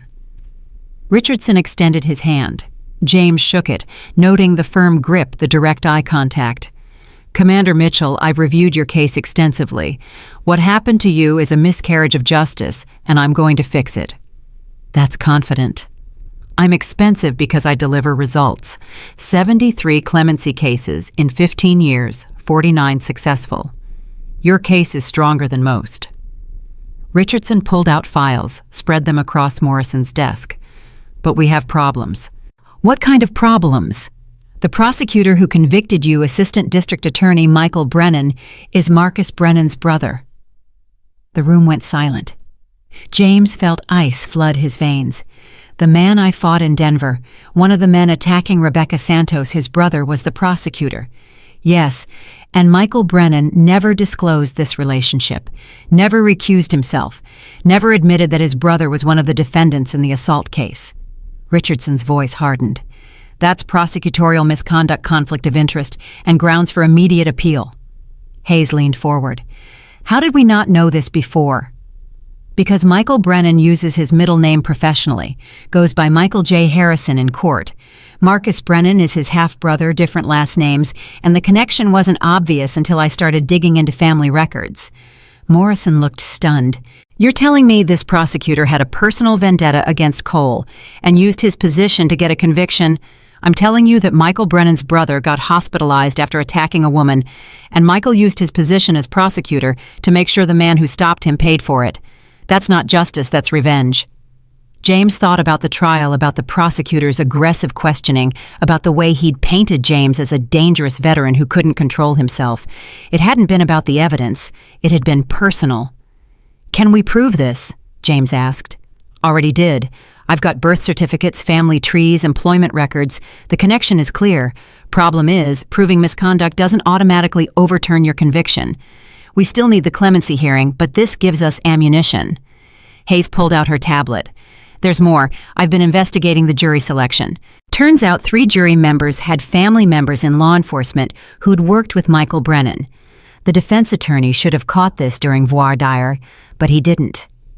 "My lawyer was court-appointed," James said. "Fresh out of law school, overwhelmed." "He was also compromised," Richardson said. "I found communications between him and Brennan suggesting cooperation. Your own lawyer was working against you." James felt rage building, carefully controlled, but definitely present. "So I never had a chance." "No, you didn't. They railroaded you, Commander, and we're going to prove it." Richardson checked his watch. "The clemency hearing is scheduled for next week. Federal Judge Patricia Morrison, no relation to Warden Morrison, will hear testimony. We'll present the prosecutorial misconduct, the jury tampering the conflict of interest. Combined with the warden's testimony about yesterday's incident and Rebecca Santos's testimony about the original assault, we should have enough for immediate release." "Should have enough" isn't the same as will have enough. "No, it's not. Which is why we need one more thing." Richardson looked at Hayes. Colonel, tell him. Hayes took a breath. Commander, I need you to authorize the declassification of certain portions of your service record, specific operations where you used controlled force in combat situations similar to Denver. It'll demonstrate a pattern of restraint of choosing minimum necessary force, even under extreme stress. James shook his head. Those operations are classified for national security reasons. People's lives depend on that information staying sealed. I'm not asking for full disclosure, just redacted summaries enough to show the pattern without compromising sources or methods. It's still a risk. It's a risk I'm willing to take to get you home to your family, Hayes said firmly. Commander, you spent 20 years protecting this country's secrets. Let me protect you for once. James thought about Sarah's voice on the phone about Tyler asking why Grandpa couldn't come home about 12 more months in protective custody with guards who might be compromised and gangs who wanted him dead. Okay, declassify what you need to. Morrison spoke up. There's one more complication. The media got hold of yesterday's incident. By tomorrow morning, every news outlet in the country is going to be running stories about the Delta Force operator in prison who took down 6 gang members. That's not a complication, Richardson said. That's leverage, public pressure, media attention, viral social media support. All of that helps. It also paints a bigger target on Cole's back, Morrison countered. Every inmate in this facility will know exactly who he is. Some will want to prove themselves, others will want that bounty, and the media circus will make it impossible to keep him safe. James felt the walls closing in. So what do we do? Martinez's radio crackled. Code red, officer down in cell block C. All available personnel respond. Martinez was out the door before anyone could speak, and Hayes was right behind him. James stood to follow, but Morrison grabbed his arm. You stay here. That's your cell block. Could be a distraction to get you moving through the facility. Through the office window, James could see guards running, could hear alarms blaring, could feel the familiar adrenaline spike that came from knowing something bad was happening and being unable to help. 5 minutes passed. 10. Morrison's phone rang. What? Her face went pale. When? How? She listened, then looked at James. Officer Walsh is dead. Someone stabbed him 17 times in the shower area. James felt his stomach drop. Kovacs. We don't know yet, but Cole Walsh was the guard we suspected of working with Kovacs, and now he's dead, which means either Kovacs is cleaning up witnesses or someone else is making moves we don't understand. Hayes returned her expression grim. It was Kovacs. Inmates saw him coming out of the shower area covered in blood. He's not even trying to hide it. Guards have him in restraints. He's laughing, saying Walsh deserved it for being a snitch. Walsh wasn't a snitch, Martinez said, following Hayes back into the office. He was Kovacs' inside man. Why would Kovacs kill him? Richardson stood. Because Walsh knew too much. About the contract, about the coordination, about whatever Kovacs is planning. Dead men can't testify. James processed this, his tactical mind running scenarios. Kovacs knows about the clemency hearing. He knows if I get out, if this goes public, investigations start. Walsh could have been questioned, could have given up information about gang operations. Kovacs is protecting himself by committing murder in front of witnesses. Morrison looked skeptical. That's life in prison, no parole. Why would he take that risk?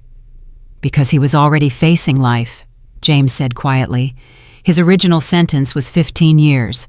Add the assault on me, add conspiracy charges, add the contract killing bounty. He was already looking at decades more. Killing Walsh doesn't change his math, but it does eliminate a witness. Hayes's phone buzzed. She looked at the screen, and her face went white. We have a bigger problem. Rebecca Santos was attacked an hour ago outside her home in Denver. 2 men, she fought them off with pepper spray, but they left a message. What message? Stop helping the Delta Force killer, or next time we finish what Marcus Brennan started. James felt rage flood through him, hot and immediate. They went after Rebecca. Brennan has friends, Commander, and apparently they don't want her testifying at your hearing. Richardson was already on his phone. I'm calling the Denver PD requesting protective custody for Santos. This is witness intimidation federal offense. Morrison stood. This is escalating faster than we can control. Cole, you need to stay in your cell until the hearing. No transport, no movement, no exposure. I can't hide while people who are trying to help me get threatened. You don't have a choice. You're the target they're using to get to everyone else. Best thing you can do is stay out of sight, stay alive, and let us handle the threats. James wanted to argue, wanted to do something, wanted to protect Rebecca and his family and everyone else being pulled into this nightmare.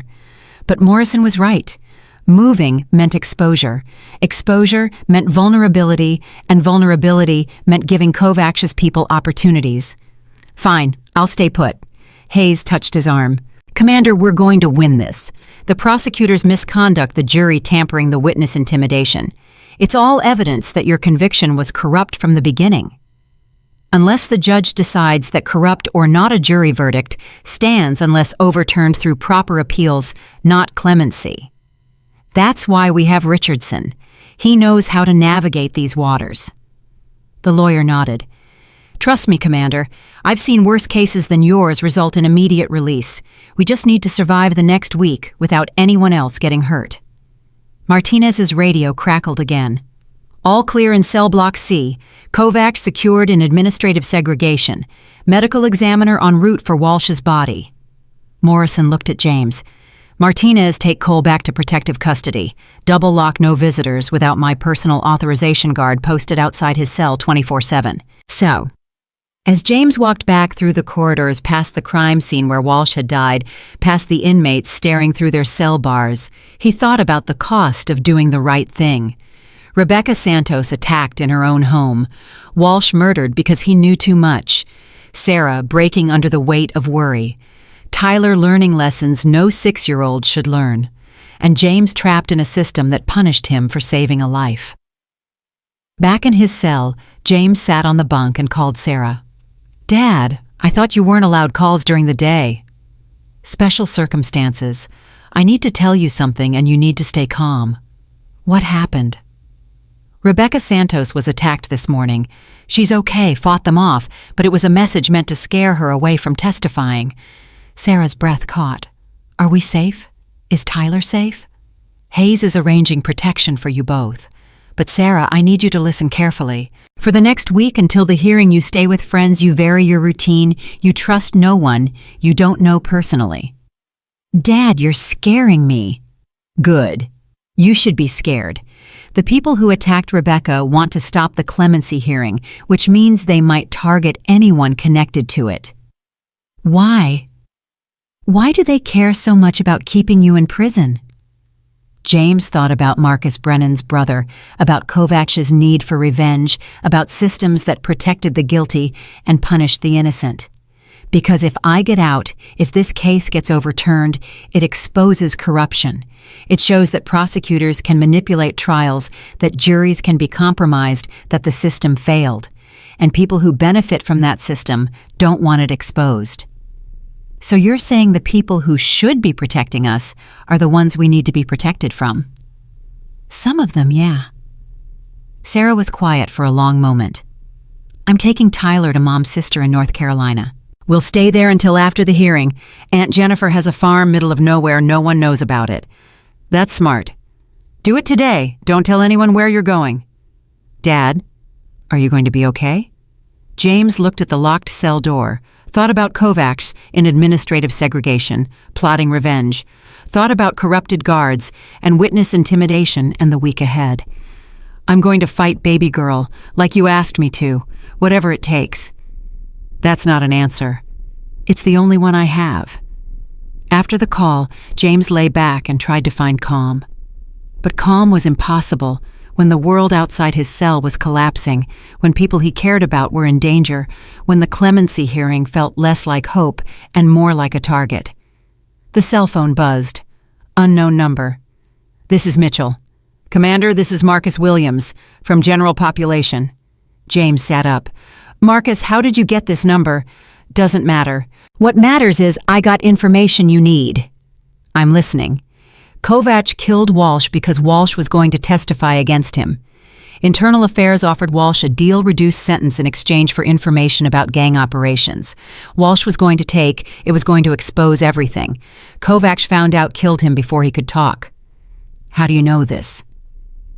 Because Walsh told me 2 days ago. Asked if I wanted in on the deal, said Internal Affairs was building a case against everyone dirty in this facility.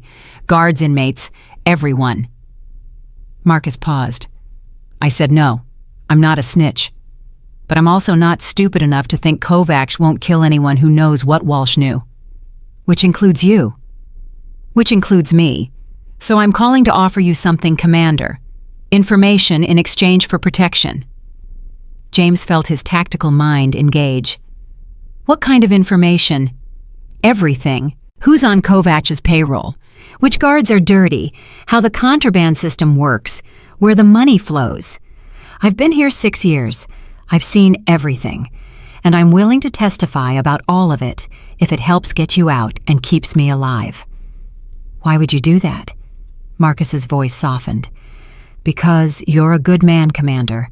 I've seen a lot of bad men in here, a lot of people who deserve their sentences. You're not one of them. You got railroaded, and it ain't right. And maybe if I help fix what happened to you, maybe that balances out some of the bad I've done. James thought about Marcus's advice from the first weeks about warning him that Kovacs was coming about genuine concern from someone who had no obligation to care. I'll talk to Colonel Hayes, see if she can arrange protection for you. Thank you, Commander. And hey, for what it's worth, that thing you did in the yard yesterday, taking down 6 men without killing any of them. That was the most controlled violence I've ever seen. You're not what that prosecutor said you were. You're exactly what every soldier should be.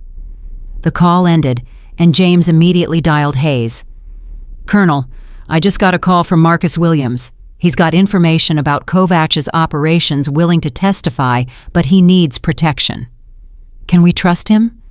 My gut says yes. He's scared he's smart, and he understands that Kovacs is cleaning house. I'll talk to Morrison.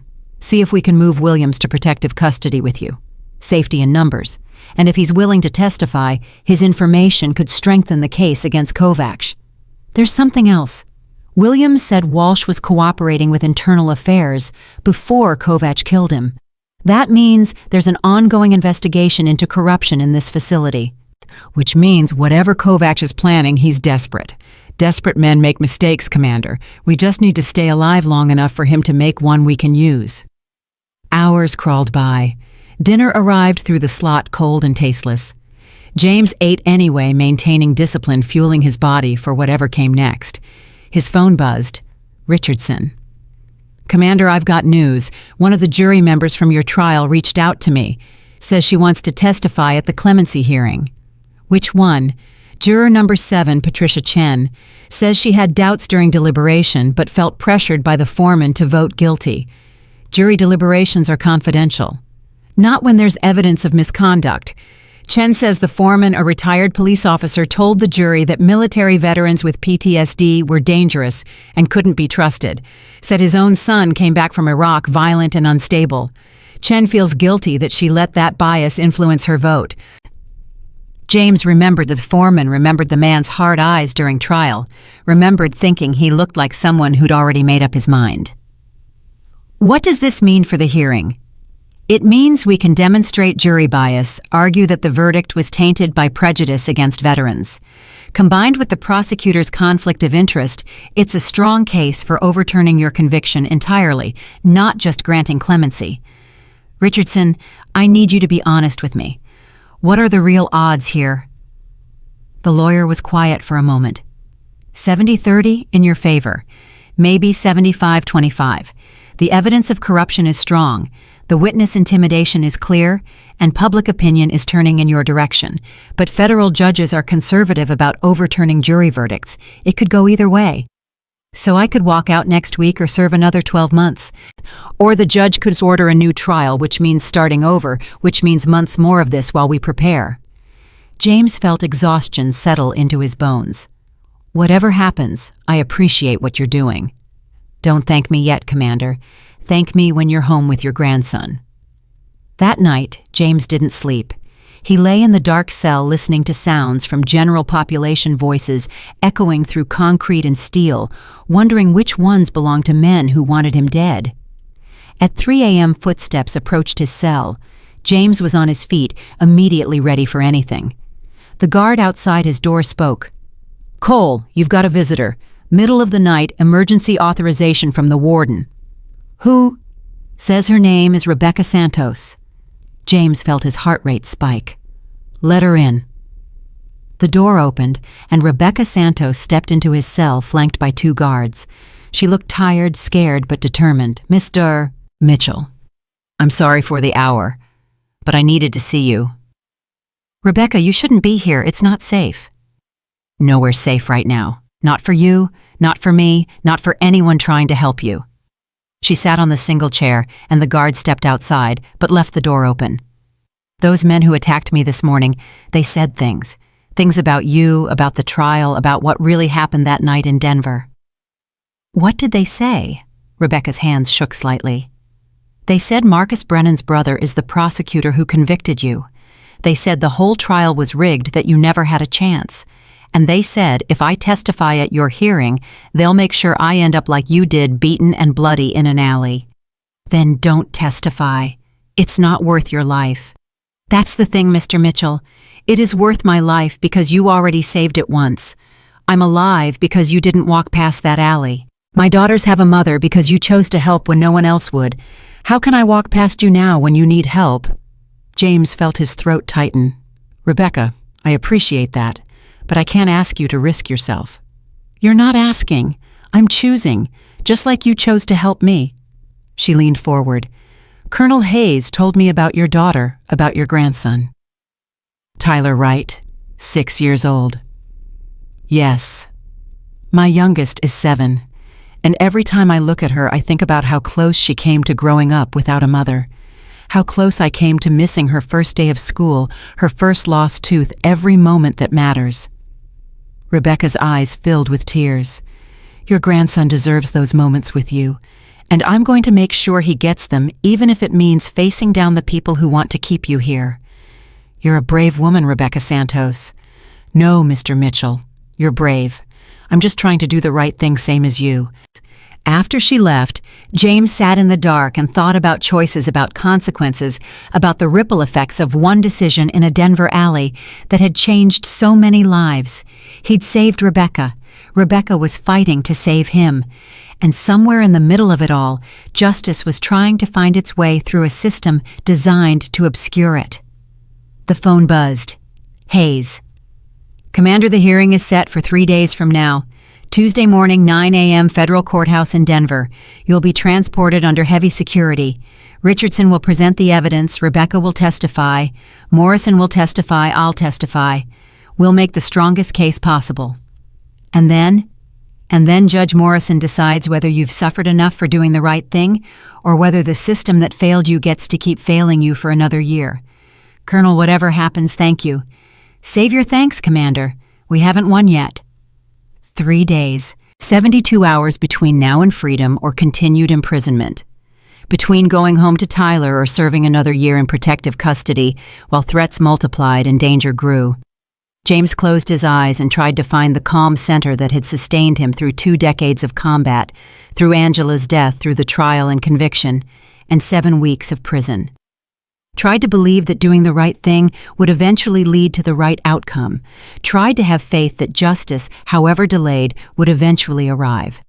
But faith was hard when the evidence suggested that justice was just another word for luck, and luck had never been James Mitchell's strong suit.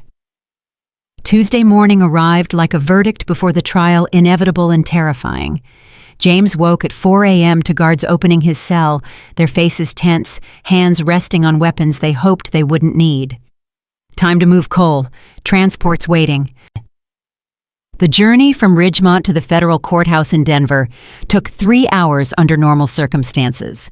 Today, with security protocols and threat assessments, they'd budgeted 5. James wore civilian clothes for the first time in 7 weeks, and the fabric felt foreign against his skin, like wearing someone else's life. Martinez drove the lead vehicle, 2 more transport vans following, all with tinted windows and armed guards. James sat in the middle van, wrists cuffed to a chain around his waist, ankles shackled. Not because they thought he'd run, but because regulations demanded it. "You ready for this, Cole?" Martinez asked from the driver's seat. "As ready as I'll ever be." "Richardson's good. Best clemency lawyer in the state. If anyone can get you out, it's him." James watched Colorado landscape pass through the window, mountains in the distant sky impossibly blue. Angela had loved Colorado. Mornings had talked about retiring here someday, buying a cabin in the mountains where they could watch their grandchildren grow up surrounded by nature instead of military bases. She never got that chance. James wondered if he would. His phone buzzed. Sarah texting from North Carolina, where she and Tyler had been staying with her aunt. "Dad, we're watching the news. They're covering your hearing. Tyler wants to know if you're coming home today." James typed slowly with cuffed hands. "Tell him Grandpa's trying his hardest." That's not good enough for a 6-year-old. He needs certainty. Then lie to him, baby girl. Tell him whatever he needs to hear to feel safe. "I've been lying to him for 7 weeks. I'm tired of lying." James didn't respond. What could he say? That he was tired of everything, that the fight had worn him down to nothing, that he wasn't sure he had enough left to survive disappointment. If the judge ruled against him, Martinez's radio crackled. "Lead vehicle, this is tail vehicle. We've got a black SUV following us 2 cars back. Been there since we left Ridgemont." Martinez tensed. "Can you see plates? Negative, tinted windows, no front plate." James's training kicked in automatically. "How long have they been following? 15 minutes, maybe 20? That's too long to be coincidence. They're tracking our route." Martinez grabbed his radio. "All units, possible tail vehicle, black SUV. Prepare for evasive maneuvers. Cole's security is priority 1. The convoy accelerated, taking an unexpected exit off the highway. The SUV followed. Then another SUV appeared ahead of them, blocking the exit ramp. "We've got a problem," Martinez said, his hand moving to his sidearm. James felt his heart rate spike, but kept his voice calm. "How many vehicles?" 3 now, 1 behind, 1 ahead, 1 coming up on the right. "They're boxing us in. Classic ambush formation." Martinez floored the accelerator, smashing through the blockade with the front bumper. Metal screamed, glass shattered, but the transport van pushed through. Behind them, the other 2 prison vehicles followed, and the SUVs gave chase. "All units, we are under active pursuit. Requesting local police backup coordinates, transmitting now." Gunfire erupted from the lead SUV, bullets sparking off the transport van's reinforced body.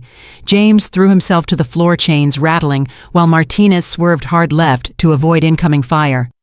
"Cole, stay down. Who the hell is shooting at a prison transport?" "Kovach's people, probably. He's got connections outside money to hire professionals." More gunfire. The rear window exploded, safety glass showering James's back. He could hear sirens now, police responding, but they were still minutes away, and the SUVs weren't giving up. Martinez's radio: "Tail vehicle taking heavy fire, multiple casualties, we're going down." James's military instincts screamed at him to act, to fight, to do something other than lie helpless on the floor while people died protecting him. But the chains held him immobile, useless, trapped. The lead SUV pulled alongside, and James saw the passenger window roll down, saw the barrel of an assault rifle, saw Martinez's eyes widen as he realized what was coming. James launched himself forward, despite the chains tackling Martinez sideways, just as bullets tore through the driver's side door. The van swerved wildly, clipped a guardrail, spun completely around before Martinez regained control with James half on top of him. "Jesus Christ, Cole." "You're welcome. Now drive before they reload." Police cruisers appeared ahead, forming a protective barrier, and the SUVs peeled off in different directions. The immediate threat passed, but James could see smoke rising from the tail vehicle, could see guards stumbling out, holding wounded colleagues. "How bad?" James asked. Martinez was on his radio getting damage reports. 2 guards down, non-fatal. 1 civilian vehicle hit by stray fire, unknown casualties. He looked at James. "You just saved my life." Seemed like the thing to do. "Those chains should have made it impossible for you to move that fast." Training teaches you to work around limitations. 30 minutes later, surrounded by police escort and emergency vehicles, they pulled into the federal courthouse parking garage. News crews were everywhere, cameras recording reporters shouting questions that guards ignored. Richardson met them at the secure entrance, his expression grim. "Commander, are you hurt?" "I'm fine." "What about the civilians?" "Minor injuries, they'll recover, but this changes things. Someone tried to kill you before you could testify. That's evidence of conspiracy witness intimidation on a level we've never seen." Richardson's eyes gleamed. "And it's going to destroy whatever credibility the prosecution has left." Inside the courthouse, James was led to a holding cell where they removed his chains. His wrists were raw, bleeding slightly from where he'd fought against the metal to tackle Martinez. A medic cleaned and bandaged them while Richardson briefed him on the hearing. Judge Patricia Morrison, 20 years on federal bench, former military attorney, reputation for fairness. She's reviewed all our evidence, including the attack this morning. Same last name as the warden. Pure coincidence, but it's a good sign that she has military background. She'll understand combat training better than most judges. Hayes appeared in the doorway, her face pale. "Commander, we have a problem. Michael Brennan is here." James felt ice flood his chest. "The prosecutor, why?" "He's claiming he has new evidence that needs to be presented. Says it's relevant to your mental state to whether you're a danger to society." "What kind of evidence?" "He won't say until he's in front of the judge. But Commander, he looks scared. Really scared. Like a man who knows his career is about to implode." Richardson stood. "Let him present whatever he wants. We've got him dead to rights on prosecutorial misconduct. Anything he says now is desperation." They walked to the courtroom together, James flanked by guards, still wearing civilian clothes that felt wrong, still processing the ambush attempt, still trying to find calm before the storm. The courtroom was packed. Rebecca Santos sat in the front row, her daughters beside her, all three wearing their best clothes. Warden Morrison sat 2 rows back, Officer Martinez next to her with fresh bandages on his arm. Master Sergeant Torres and 40 other veterans in dress uniform filled the left side silent and solid. Sarah sat in the very front, Tyler on her lap, both of them staring at James with eyes that held too much hope and too much fear. James wanted to go to them to hold his grandson to tell Sarah everything would be okay. But guards directed him to the defendant's table, and all he could do was mouth, "I love you," across the distance. Judge Patricia Morrison entered, and everyone stood. She was 60, gray hair, sharp eyes, presence that commanded immediate respect. "Be seated. We're here for clemency petition number 2024 CV 8847, James Mitchell versus United States of America. I've reviewed the materials submitted by both parties, and I have questions." She looked directly at James. "Commander Mitchell, stand please." James stood, his heart hammering. "Commander, you served 20 years in Delta Force. You conducted classified operations in 7 countries. You earned medals you're not authorized to display.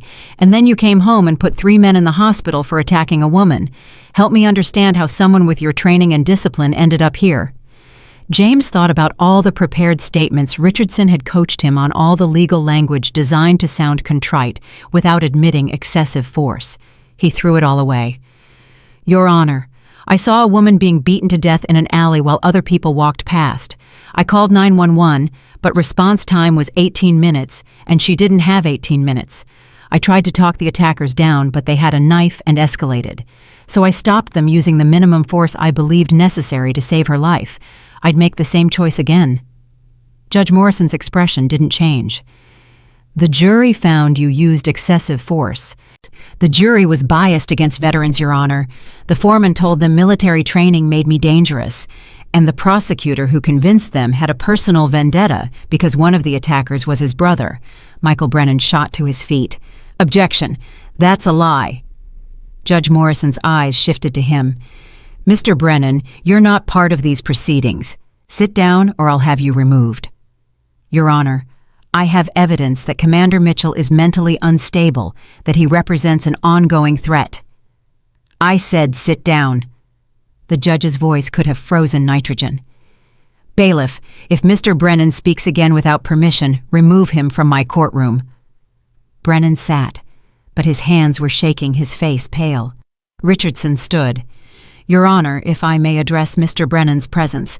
Michael Brennan prosecuted Commander Mitchell's case despite having a direct conflict of interest. Marcus Brennan, one of the men who attacked Rebecca Santos, is his half-brother. He never disclosed this relationship, never recused himself, and used his position to exact revenge for his brother's hospitalization." The courtroom erupted in whispers. Judge Morrison slammed her gavel. "Order, Mr. Richardson, these are serious allegations. Can you prove them?" "Yes, Your Honor. Birth certificates, family trees, employment records, all filed with the court this morning. The relationship is undeniable." Judge Morrison turned to Brennan, her expression thunderous. "Mr. Brennan, is this true?" Brennan stood slowly. "Your Honor, my relationship to Marcus Brennan is irrelevant. The evidence against Mitchell was solid. The jury verdict was sound. Your relationship to a victim in a case you prosecuted is the definition of relevant. You should have recused yourself immediately." Judge Morrison looked at her clerk. "Note for the record that I'm referring this matter to the State Bar for disciplinary proceedings." Brennan's face went white. "Your Honor, you can't." "I can, and I am. Bailiff, escort Mr. Brennan from the courtroom. He's no longer welcome in these proceedings." As Brennan was led away, he locked eyes with James, and the hatred there was pure and venomous. "This isn't over, Mitchell. Even if you get out today, I'll make sure you regret ever touching my brother." "That sounds like a threat," Judge Morrison said coldly. "Bailiff, detain Mr. Brennan for questioning. Add witness intimidation to the bar complaint." The courtroom descended into chaos. Guards surrounded Brennan, who was shouting about conspiracies and cover-ups. Sarah was crying, clutching Tyler, who looked confused and scared. Rebecca Santos was on her feet, looking vindicated and terrified simultaneously. Judge Morrison slammed her gavel repeatedly until silence returned. "This hearing will proceed. Mr. Richardson, call your first witness." The defense calls Rebecca Santos. Rebecca walked to the witness stand, was sworn in, sat with her hands folded and her voice shaking slightly. "Ms. Santos, tell the court what happened on the night of March 15th, 2023. Rebecca took a breath. "I was leaving a bar where I'd met friends for dinner. 3 men followed me into the alley behind the building. They grabbed me, pushed me down, started kicking me. One of them, Marcus Brennan, told me he was going to kill me because I reminded him of his ex-wife. What did you do?" I screamed for help. I tried to fight back, but there were 3 of them. They were drunk and violent, and I thought I was going to die. Her voice broke. Then Mr. Mitchell appeared. What did he do? He told them to stop. He said he'd called police and they should leave before they got arrested. But Marcus pulled a knife, said he'd kill Mr. Mitchell too if he didn't walk away. Rebecca looked at James. Mr. Mitchell didn't walk away. And what happened next? He moved so fast I barely saw it. He took the knife from Marcus, put him on the ground, then dealt with the other 2 men. It was over in seconds. And then he stayed with me, held pressure on my wounds, talked to me until the ambulance arrived. He saved my life. Richardson approached the witness stand. Ms. Santos, the prosecutor, argued that Mr. Mitchell used excessive force. Do you believe that? No, those men were trying to kill me. Mr. Mitchell used exactly the force necessary to stop them. If he'd used less, I'd be dead. Thank you. No further questions. Judge Morrison looked at the prosecution table where a substitute attorney sat looking overwhelmed. Does the government wish to cross-examine? No, Your Honor. Next came Warden Morrison, who testified about the yard fight, about James's restraint, about the precision with which he'd neutralized 6 attackers without causing permanent injury. In my 30 years running prisons, I've never seen violence that controlled. Commander Mitchell could have killed those men easily. He chose not to. That's not evidence of someone dangerous. That's evidence of someone with extraordinary discipline. Then Colonel Hayes, who presented declassified summaries of James's operations. Commander Mitchell conducted 47 missions, where he had authorization to use lethal force. In 32 of those missions, he chose alternative methods: negotiation, de-escalation, minimum necessary force. His record demonstrates a pattern of choosing restraint even under extreme stress. Then Officer Martinez, who described the ambush attempt that morning. Commander Mitchell was chained and helpless, but he still managed to save my life. Threw himself between me and gunfire despite the chains preventing him from protecting himself. That's not the action of someone violent and unstable. That's heroism. Richardson presented evidence of jury tampering, the foreman's anti-veteran bias, the court-appointed attorney's apparent cooperation with Brennan. Finally, juror number 7, Patricia Chen, who testified through tears. I wanted to vote not guilty. I believed Mr. Mitchell acted in defense of Ms. Santos, but the foreman convinced us that military veterans with combat experience couldn't be trusted, that they were dangerous. I let that prejudice override my judgment. I'm so sorry.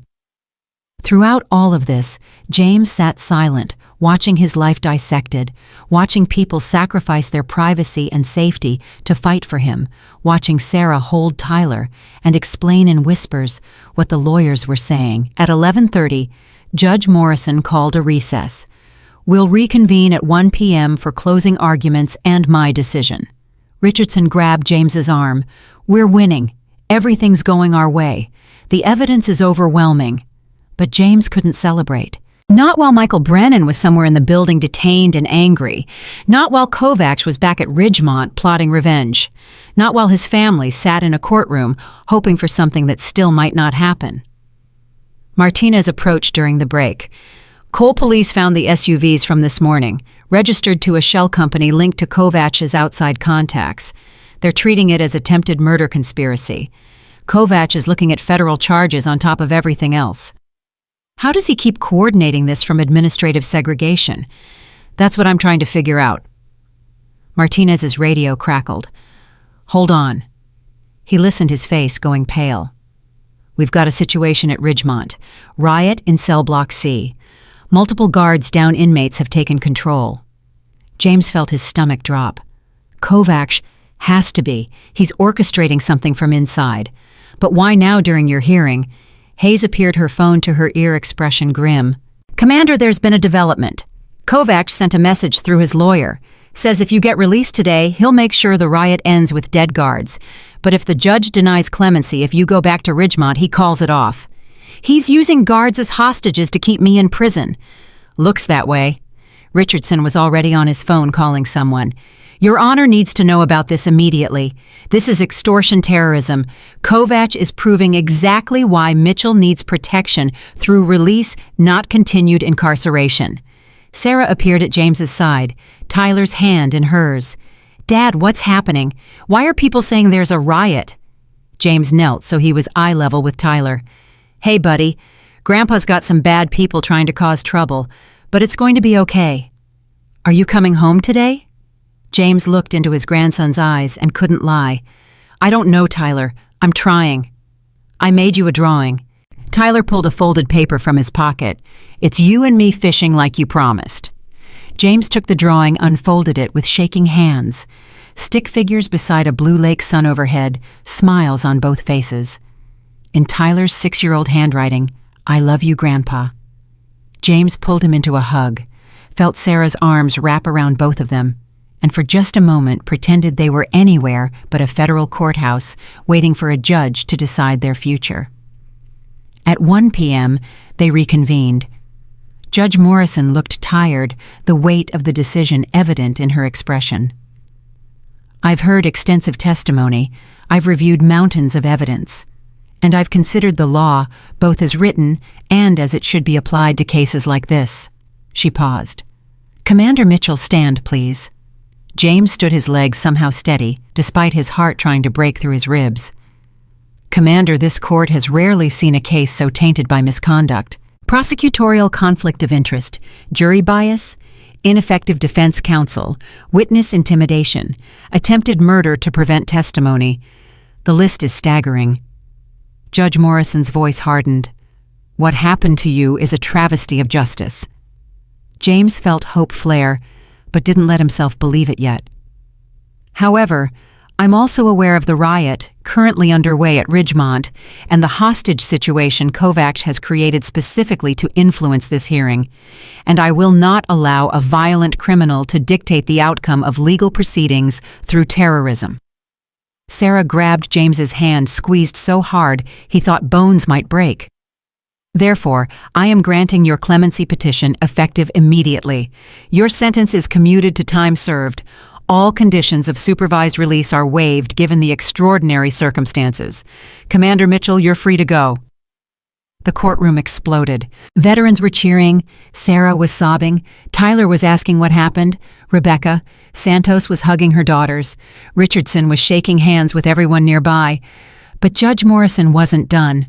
Furthermore, I'm ordering a full investigation into the original prosecution, the jury selection, and every aspect of this case.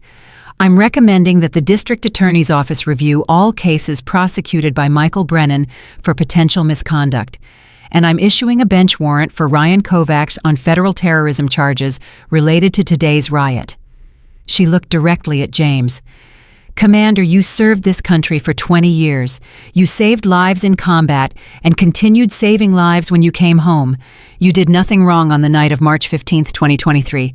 The system failed you. I'm sorry it took this long to correct that failure. James couldn't speak. He just nodded, trying to process that after 7 weeks after the trial and the conviction and the prison yard fight and the ambush and everything else, it was over. He was free.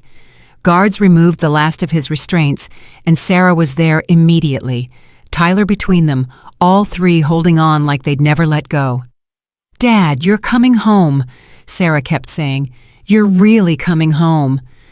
Tyler looked up at him. "Can we go fishing now, Grandpa?" James laughed, a sound he hadn't made in 7 weeks, a sound that felt like resurrection. "Yeah, buddy, we can go fishing." Rebecca approached, tears streaming down her face. "Mr. Mitchell, I don't know how to thank you." "You just did, Rebecca. You testified when they threatened you. You fought for me when you didn't have to. We saved each other." Hayes appeared official and composed, but with moisture in her eyes. "Commander, there's a car waiting. Security detail will escort you home. Make sure Kovacs' people don't try anything." "What about the riot?" "FBI's handling it. Kovacs made a tactical error. The moment he used guards as leverage to influence a federal hearing, he escalated from state charges to federal terrorism. He's looking at life in a maximum security facility, probably ADX Florence, where he'll spend 23 hours a day in solitary." "Good." Outside the courthouse, news cameras captured everything. James walking out a free man, Sarah and Tyler beside him, veterans forming an honor guard, Rebecca Santos, waving as they drove away. The drive to Sarah's house took 4 hours, and James spent most of it with Tyler in his lap, telling stories about fishing trips they'd take, teaching him about patience and nature, and the way sunlight looked on water early in the morning when the world was still quiet. Sarah drove, glancing in the rearview mirror every few minutes like she couldn't quite believe James was really there. "Dad, what happens now? Now we live. We spend time together. We heal. What about Kovacs? What if he sends people after you, even from prison?" "He won't. Federal terrorism charges mean he loses all privileges, all outside contact. He's done." They pulled into Sarah's driveway just as the sun was setting, painting the sky in colors Angela would have loved.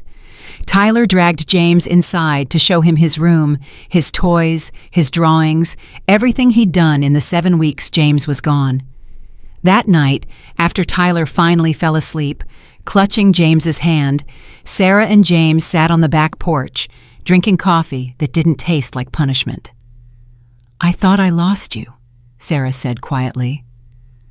"When Colonel Hayes called about the ambush, when she said people were shooting at your transport, I thought that was it.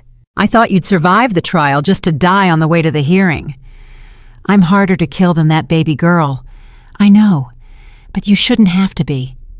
She looked at him. "What are you going to do now? You're 42, you've got your whole life ahead of you. Are you going to work with Hayes on veteran justice issues? Are you going to write a book? What?"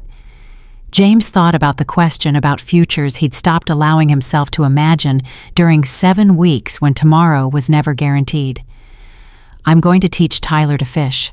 I'm going to help you however you need. I'm going to live quietly and peacefully and never take another day of freedom for granted. That's it. After everything you've been through, you just want quiet.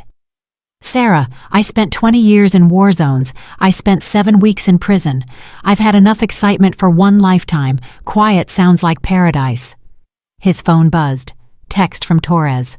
Commander, 40 of us are organizing a fund for Rebecca Santos, setting up college funds for her daughters, paying off her mortgage, making sure she never has to worry about money again. Figure it's the least we can do for someone who fought as hard as she did. James texted back.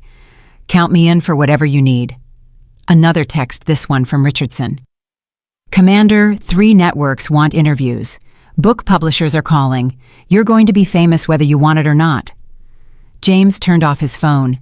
Sarah laughed. You can't hide forever. Watch me. 3 months later, James stood knee-deep in a Colorado river teaching Tyler how to cast a fishing line. The boy was terrible at it, tangling the line more often than not, but his laughter made every frustration worthwhile. Sarah sat on the riverbank, reading, occasionally looking up to take photos she'd probably never share, but would treasure forever. Michael Brennan had been disbarred, was facing criminal charges for prosecutorial misconduct in 17 cases, including James's. Kovac was in ADX Florence, serving life without parole for terrorism, murder, and conspiracy. The Ridgemont riot had ended with minimal casualties after FBI intervention. Rebecca Santos had testified before Congress about witness intimidation and criminal justice reform, had become an advocate for assault. Survivors had started a foundation that helped women escape violent situations. Colonel Hayes had been promoted, was working directly with the Secretary of Defense on programs that helped veterans transition to civilian life, that prevented situations like James's from happening to others. And James Mitchell, former Delta Force commander, freed prisoner, was teaching his grandson that patience mattered more than catching fish, that the time spent together was the whole point. Grandpa, I think I got one. James moved closer, helped Tyler reel in a small trout that they'd release back into the water after Tyler got a good look at it. You did great, buddy. Can we come back tomorrow? We can come back whenever you want. I'm not going anywhere. Tyler smiled, and in that smile, James saw Angela's eyes, saw Sarah's determination, saw the future he'd fought so hard to reach. He'd saved Rebecca Santos in a Denver alley and gone to prison for it. He'd fought 6 gang members in a prison yard and nearly died for it. He'd endured 7 weeks of hell and came out the other side, changed but not broken. And now he stood in a Colorado river, teaching his grandson to fish free and alive, and exactly where he was supposed to be. Justice had taken its time arriving, had nearly failed completely, but it had come eventually. Not because the system worked perfectly, but because good people had fought to make it work. Rebecca testifying despite threats. Hayes refusing to give up. Martinez documenting everything. Richardson taking the case. Judge Morrison having the courage to overturn a jury verdict. Justice wasn't automatic. It was hard-won, fought for, demanded by people who refused to accept that doing the right thing should be punished. James Mitchell had learned that lesson in 20 years of military service, had it reinforced in 7 weeks of wrongful imprisonment, and would spend the rest of his life teaching it to his grandson. Not through words, but through actions. Through standing up for what's right, even when it costs everything. Through protecting those who can't protect themselves. Through being the kind of man who doesn't walk past someone in need, even when helping means risking freedom, safety, life itself. Because that's what principles meant. That's what honor demanded. That's what Tyler needed to learn. And as the Colorado sun set over the river, painting the water in shades of gold and amber, James Mitchell smiled and knew with absolute certainty that every choice he'd made, every consequence he'd endured, every moment of suffering and doubt and fear had been worth it to stand here now free and whole and home.